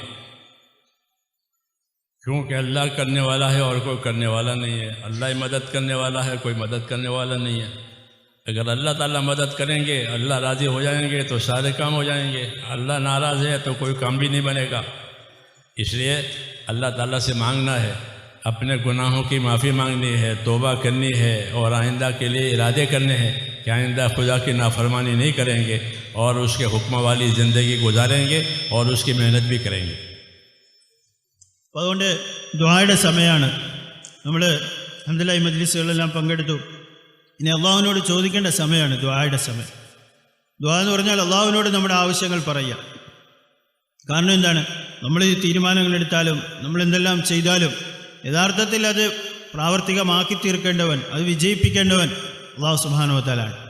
നമ്മുടെ നിയ്യത്തുകൾ, നമ്മുടെ പരിശ്രമങ്ങൾ, ഇതിൻ്റെ എല്ലാം കൂട്ടത്തിൽ വളരെ പ്രധാനപ്പെട്ട ഒന്നാണ് നമ്മൾ അള്ളാഹുവിനോട് ചോദിക്കുക, അള്ളാഹുവിൻ്റെ സഹായം ചോദിക്കുക. അപ്പം ഈ വിഷയങ്ങൾ ഇപ്പം ഇതുകൊണ്ട് ദുആ എന്ന് പറയുന്ന അള്ളാഹുവിനോട് ചോദിക്കലാണ്. അപ്പോൾ അള്ളാഹുവിനോട് സഹായം തേടുക. നമ്മുടെ പരിശ്രമവും അള്ളാഹുവിനുള്ള ദുആയും ഇതെല്ലാം ഒരുമിച്ച് കൂടുമ്പോഴാണ് അതിൻ്റെ പൂർത്തീകരണത്തിലേക്ക് എത്തുന്നത്. അതുകൊണ്ട് ഇൻഷാ അല്ലാഹ് ദുആ ചെയ്യപ്പെടും ഇൻഷാ അല്ലാഹ്. अपने आप को दुआओं का आदी बनाना है कि हम अल्लाह से मांगने वाले बने, क्योंकि दिल ख़राब हो गए हैं, दुआ में जी नहीं लगता। दिल हमारे ख़राब हो गए हैं, दुआ में जी नहीं लगता। इसलिए दुआ में जी लगाना है, अमल को पाबंदी से करना है ताकि दुआ वाला बने। अमल की पाबंदी करनी है और अल्लाह से मांगना है। हाँ, जी न लगे तो भी मांगना है, क्योंकि अल्लाह ताला ने हमको दुआ मांगने का हुक्म दिया है और कबूल करने का वादा किया है। അതുകൊണ്ട് ദുആ എന്ന് പറയുന്നത് വളരെ പ്രധാനപ്പെട്ട കാര്യമാണ്. ഇന്ന് നമ്മുടെ അവസ്ഥ എന്താണെന്ന് വെച്ചാൽ, നമ്മുടെ ഹൃദയങ്ങളിലുള്ള നമ്മുടെ ഗഫലത്ത്, കുഴപ്പങ്ങൾ കാരണമായിട്ട് ഇന്ന് ദുആ ചെയ്യുമ്പോൾ നമുക്ക് ശ്രദ്ധ വരാറില്ല, അല്ലെങ്കിൽ അതിലൊരു മനസ്സ് ഇണങ്ങാറില്ല ദുആയിൽ. പക്ഷെ യഥാർത്ഥത്തിൽ അല്ലാഹു സുബ്ഹാനഹു വ തആല ദുആ ചെയ്യാൻ വേണ്ടി നമ്മളോട് കൽപ്പിച്ചിരിക്കുകയാണ്. നമ്മൾ അള്ളാഹുവിനോട് നമ്മുടെ കാര്യങ്ങൾ, ആവശ്യങ്ങൾ പറയുന്നത് അള്ളാഹുവിന് വലിയ ഇഷ്ടമാണ്. അത് നമ്മളോട് അല്ലാഹു തആല ചോദിക്കാൻ വേണ്ടി പറഞ്ഞിട്ടുമുണ്ട്. അത് പൂർത്തീകരിച്ച് അതിൻ്റെ ദുആ കബൂലാക്കാമെന്ന് വാഗ്ദാനം ചെയ്തിട്ടുണ്ട്. കബൂലിയത്തിൻ്റെ രൂപം പല രീതിയിലായിരിക്കും, പക്ഷെ അത് കബൂലാക്കാം, അത് സ്വീകരിക്കാമെന്ന് വാഗ്ദാനവും ചെയ്തിട്ടുണ്ട്. ദുആ ചെയ്യാൻ നമ്മളോട് കൽപ്പിച്ചിട്ടുമുണ്ട്. അപ്പോൾ അതുകൊണ്ട് നമ്മൾ ദുആ നമ്മുടെ ശീലമാക്കി മാറ്റണം. എപ്പോഴെങ്കിലും ഇപ്പോൾ ദുആ ചെയ്യുന്നു ശരിയാണ്, പക്ഷേ ജീവിതത്തിൽ നമ്മുടെ അമാലുകളുടെ കൂട്ടത്തിൽ നമ്മൾ ചെയ്യുന്ന അമലുകൾ, നമ്മുടെ ഇൻഫ്രാദിയായ നമ്മുടെ സ്വന്തം അമലുകൾ, അതിൻ്റെ കൂട്ടത്തിൽ പ്രധാനപ്പെട്ട ഒരു അമലാണ് ദുആ ചെയ്യുക എന്നുള്ളത്. അതിൽ കുറേ സമയം നമ്മൾ ചിലവഴിക്കുക എന്നുള്ളത്, അതിൽ നമ്മുടെ മനസ്സ് നമ്മുടെ ആ ദുആയിൽ ഇണങ്ങുക എന്നുള്ളത്. അള്ളാഹുവിനോട് നമ്മുടെ ആവശ്യങ്ങൾ പറയുന്ന കാര്യത്തിൽ നമ്മുടെ മനസ്സ് അതിൽ ഇണങ്ങിച്ചേരണം, അതിൽ ആനന്ദം കാണണം. ഇന്ന് നമ്മുടെ കുറവുകൾ, ഗഫലത്തിൻ്റെ പേരിൽ, നമ്മുടെ ഹൃദയത്തിൻ്റെ കുഴപ്പങ്ങളുടെ പേരിൽ ദുആയിൽ നമ്മുടെ മനസ്സൊരു ശ്രദ്ധ കിട്ടത്തില്ല, ഏകാഗ്രത കിട്ടത്തില്ല, അതിലൊരു ഇണക്കം വരുന്നില്ല. അപ്പം അതുകൊണ്ട് ദുആ നമ്മുടെ ജീവിതത്തിൽ ഉണ്ടാക്കി തീർക്കേണ്ട ഒരു പ്രധാനപ്പെട്ട അമലാണ്. അതിനുവേണ്ടി സമയം കണ്ടെത്തുക, അത് ശരിയായ രീതിയിൽ നമ്മൾ ചെയ്യുന്ന അവസ്ഥ ഉണ്ടായിത്തീരുക. അങ്ങനെ അള്ളാഹുമായിട്ടുള്ള ബന്ധം, അള്ളാഹുവിനോട് നമ്മുടെ ഓരോ ആവശ്യങ്ങളും അള്ളാഹുവിനോട് പറയുന്ന അവസ്ഥ നമ്മുടെ ജീവിതത്തിൽ ഉണ്ടാക്കി തീർക്കണം. हर मुसलमान की दुआ कबूल होती है, हर मुसलमान की। ये नहीं समझना कि हमारी दुआ कबूल नहीं होती। हर दुआ कबूल होती है जो मुसलमान मांगता है। दुआ के बारे में दो बातें हैं, दुआ महफूज भी होती है, मकबूल भी होती है। अभी अल्लाह ताला को दुआ कबूल करके जल्दी वो दे देना है उसकी मुराद, तो उसको मकबूल बना कर जल्दी दे देते हैं। और अभी देना नहीं है उसकी मुराद को, तो उसकी दुआ को महफूज रखा जाता है। फिर अपने वक्त पर उसकी दुआ पर अल्लाह ताला उसको देंगे। इसलिए बाद मरतबा दुआ की कबूलियत में और दुआ के नतीजे में ताख़ीर भी होती है। तो ताख़ीर से ये नहीं समझना चाहिए कि हमारी दुआ कबूल नहीं हुई, बल्कि दुआ कबूल हो गई है, अभी वो देने का मौका नहीं है। अल्लाह जानते हैं किस मौके पर देना है, अल्लाह ही जानता है, बंदा नहीं जानता, बंदा नादान है। तो अल्लाह के लिए इस वक्त देना नहीं है, موقع پر دینا ہے، تو اس لیے دعا کو محفوظ رکھتے ہیں، پھر جب موقع آتا ہے تو اس کو دے دیتے ہیں۔ اس لیے دعا کے بارے میں علماء نے فرمایا وہ مقبول بھی ہوتی ہے، محفوظ بھی ہوتی ہے، اس کو ردی میں نہیں ڈال دیتے، جیسے درخواستیں ردی میں ڈالی جاتی ہے، یہ ردی میں نہیں ڈالتے، بلکہ اس کو محفوظ رکھتے ہیں، مقبول بناتے ہیں۔ اس لیے دعا بھی مانگنا ہے اور اللہ تعالیٰ سے امیدوار رہنا ہے کہ اللہ تعالیٰ ضرور قبول کریں گے، کیوں کہ دعا مانگنے کا حکم دیا ہے، دعا مانگنے کا حکم دیا ہے اور قبول کرنے کا وعدہ کیا ہے۔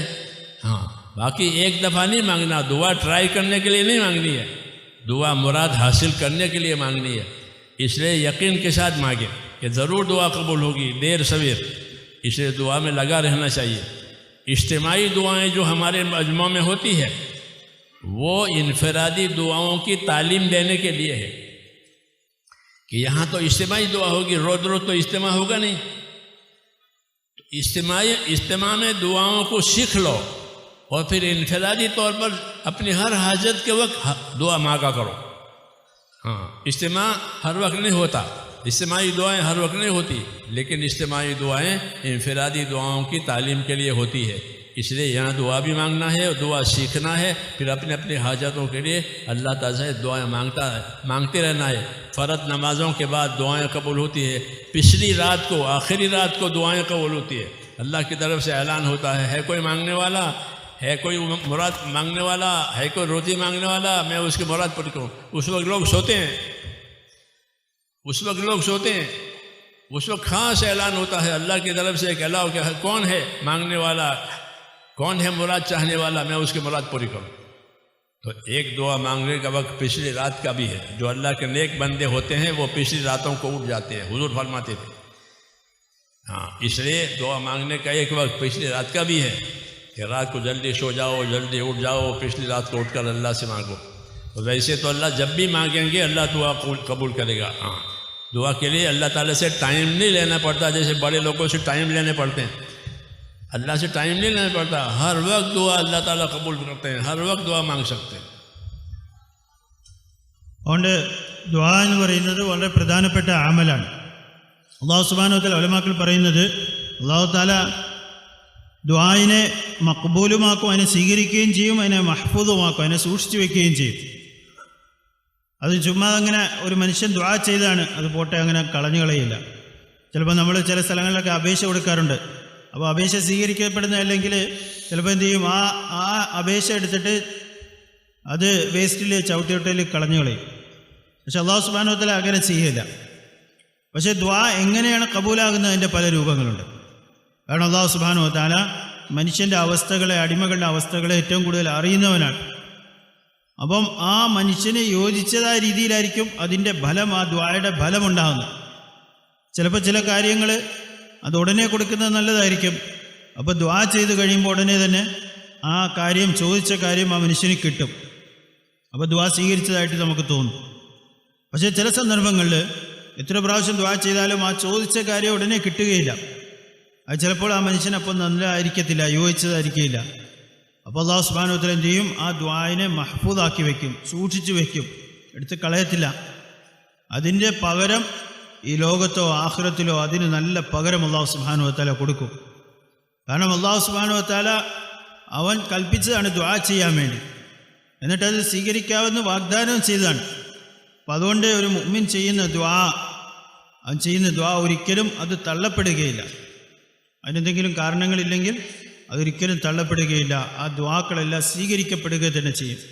പക്ഷെ അതിൻ്റെ ഫലം എങ്ങനെ ഉണ്ടാവും എന്നുള്ള അല്ലാഹു തആല തീരുമാനിക്കുമെന്ന് മാത്രമേ ഉള്ളൂ. അതുകൊണ്ട് ദുആ നമ്മുടെ ശീലമാക്കി മാറ്റണം. പ്രത്യേകിച്ച് രാത്രി സമയങ്ങളിൽ, രാത്രിയുടെ യാമങ്ങളിൽ അള്ളാഹുവിൻ്റെ ഭാഗത്തു നിന്നുള്ള അറിയിപ്പുണ്ടാകുന്നതാണ്. ആരെങ്കിലും ഇസ്തിഗ്ഫാർ ചെയ്യുന്നവനുണ്ടോ, ആരെങ്കിലും ചോദിക്കുന്നവരുണ്ടോ, അവരുടെ ചോദ്യം പൂർത്തീകരിക്കപ്പെടും, നൽകപ്പെടും. ആരെങ്കിലും തൗബ ചെയ്യുന്നുണ്ടെങ്കിൽ ആ തൗബ സ്വീകരിക്കപ്പെടും. അള്ളാഹുവിൻ്റെ ഭാഗത്തു നിന്നുള്ള അറിയിപ്പുണ്ടാകുന്ന സമയങ്ങളാണ്, പ്രത്യേകിച്ച് രാത്രിയുടെ സമയം, അവസാന സമയങ്ങൾ. പക്ഷേ അങ്ങനെ ഒരു പ്രത്യേക സമയം ഉണ്ടെന്നല്ല, പക്ഷേ ആ സമയങ്ങളിൽ പ്രത്യേകമായ ഖബൂലിയത്തിൻ്റെ സമയമാണ്. പക്ഷേ ഏത് സമയത്തും മനുഷ്യന് ദുആ ചെയ്യാം, പ്രത്യേകിച്ച് ഒരിതില്ല. നമ്മളാരെങ്കിലും പ്രധാനപ്പെട്ട ഒരാളിനെ കാണണമെങ്കിൽ ആദ്യം സമയം എടുക്കണം, ഇന്ന സമയത്ത് ഞാൻ വന്നോട്ടെ, സംസാരിച്ചോട്ടെ എന്ന് അപ്പോയിൻമെൻ്റ് ആദ്യമേ എടുക്കേണ്ടി വരും. പക്ഷേ അല്ലാഹു സുബ്ഹാനഹു വ തആല അങ്ങനെയല്ല, അവൻ്റെ എല്ലാ അടിമകളുമായിട്ട് അടുത്തവനാണ്. ആരേത് സമയത്ത് എന്ത് കാര്യവും ചോദിക്കാൻ അനുവദിച്ചിരിക്കാൻ, ആ ദുആ സ്വീകരിക്കപ്പെടാമെന്ന് വാഗ്ദാനം ചെയ്തിരിക്കാൻ. അപ്പോൾ അതുകൊണ്ട് നമ്മൾ ദുആയുടെ ശീലം നമ്മൾ ഉണ്ടാക്കണം. ഇസ്തിമായി ആയ ഈ ദുആക്കൾ, നമ്മൾ ഈ സമ്മേളനത്തിൽ ചെയ്യുന്ന ഇസ്തിമായി ദുആ എന്ന് പറഞ്ഞാൽ കൂട്ടമായിട്ടുള്ള ദുആ, ഇത് യഥാർത്ഥത്തിൽ ഇത് ദുആ നമ്മൾ പഠിക്കാൻ വേണ്ടിയാണ്. എപ്പോഴും ഇസ്തിമായി ദുആക്കൾ കാണാറില്ല, എപ്പോഴും സമ്മേളനം ഉണ്ടാകാറില്ല, അല്ല എപ്പോഴും അങ്ങനെ മജ്ലിസുകൾ ഉണ്ടാകില്ല. യഥാർത്ഥത്തിൽ ദുആ ഇൻഫിറാദിയായ ദുആക്കളാണ്. പിന്നെ ഇജ്തിമായി ആയിട്ട് കൂട്ടമായിട്ടുള്ള ദുആക്കൾ അതെന്ത് ചെയ്യും, അതിൽ കൂടിയ മനുഷ്യന് ദുആയുടെ രീതി പഠിക്കാൻ പറ്റും, ദുആ ചെയ്യാനുള്ള ശീലമുണ്ടാക്കാൻ പറ്റും. അതിനുവേണ്ടിയാണ് കൂട്ടമായിട്ട് ഈ ഇജ്തിമായി ആയ ദുആക്കൾ ചെയ്യുന്നത്. പക്ഷേ ഇതിൻ്റെ കൂടെ ഇജ്തിമായി ദുആ മാത്രമല്ല ഉദ്ദേശിക്കുന്നത്. ഇതിൻ്റെ കൂട്ടത്തിൽ നമ്മൾ ഓരോരുത്തരും ആ ദുആനെ മനസ്സിലാക്കുകയും പഠിക്കുകയും നമ്മുടെ ജീവിതത്തിൽ ദുആ ഒരു ശീലമാക്കി മാറ്റുകയും ചെയ്യുക. അള്ളാഹുവിനോട് ചോദിക്കുന്ന ശീലം നമ്മൾ ഉണ്ടാക്കുക. അങ്ങനെ അള്ളാഹുമായിട്ടുള്ളൊരു ബന്ധം നമ്മൾ ഉണ്ടാക്കി തീർക്കുക. അവൻ കൽപ്പിച്ചിരിക്കുന്നതാണ്, അവൻ വാഗ്ദാനം ചെയ്തിരിക്കുന്നതാണ്. അങ്ങനെ നമ്മുടെ ജീവിതത്തിൽ ദുആ എന്ന് പറയുന്നത് ജീവിതത്തിലൊരു ശീലമായി മാറണം. അള്ളാഹുവിനോട് ദീർഘമായ രാത്രി സമയങ്ങൾ അല്ലെങ്കിൽ മറ്റ് സമയങ്ങളിൽ അള്ളാഹുവിനോട് ദുആ ചെയ്യുന്നത്. ഈ രാത്രി സമയത്ത് അള്ളാഹുവിൻ്റെ ഭാഗത്തുള്ള അറിയിപ്പുണ്ടാവും. ആ സമയത്ത് അധികം ആളുകളും കിടന്ന് ഉറങ്ങുന്ന സമയമാണ്. ആളുകൾ അശ്രദ്ധയിൽ ഗഫലത്തിൽ കിടന്ന് ഉറങ്ങുന്ന സമയമാണ്. പക്ഷേ ആ സമയം ആരെങ്കിലും എഴുന്നേറ്റ് അള്ളാഹുവിൻ്റെ മുമ്പിൽ നിൽക്കുകയും അള്ളാഹുവിനോട് ദുആ ചെയ്യുകയും ചെയ്താൽ വലിയ ഖബൂലിയത്തും വലിയ പ്രതിഫലമുള്ള സമയമാണ്. പിന്നെ ദുആ എന്ന് പറയുന്നത് ട്രൈ ചെയ്യാൻ വേണ്ടിയല്ല, കിട്ടുമോ എന്നൊന്ന് നോക്കാമെന്ന് പറഞ്ഞ് ദുആ ചെയ്യുക. അള്ളാഹു തരുമോ ഇല്ലയോ എന്നുള്ളത് ഒന്ന് നോക്കാം, അങ്ങനെയല്ല. പൂർണ്ണമായ യഖീനോടുകൂടി ദുആ ചെയ്യുക. കിട്ടുന്ന കാര്യം പിന്നെ അള്ളാഹുവിൻ്റെ കയ്യിലാണ്. അവൻ ഉദ്ദേശിക്കുന്നവർക്ക് അവൻ ഉടനെ കൊടുക്കും, അല്ലാത്തവർക്ക് ഒരിക്കലും നിരാശപ്പെടുത്തുകയില്ല. അത് മഹ്ഫൂദായി തന്നെ ഇരിക്കും. അപ്പം അതുകൊണ്ട് ദുആ പരിശോധിക്കാൻ വേണ്ടിയുള്ള ദുആ അല്ല, ചോദിച്ചു നോക്കാൻ കിട്ടുമില്ല, അങ്ങനെ പൂർണ്ണമായ യഖീനോടുകൂടി ഒരു ഇബാദത്ത് എന്ന നിലയിൽ അള്ളാഹുവിനോട് അള്ളാഹു തആല കൽപ്പിച്ച ഒരു കൽപ്പന പൂർത്തീകരിക്കുന്ന നിലയിൽ പൂർണ്ണമായ മനസ്സോടുകൂടി നമ്മൾ അള്ളാഹുവിനോട് ദുആ ചെയ്യുന്നവരായിത്തീരണം.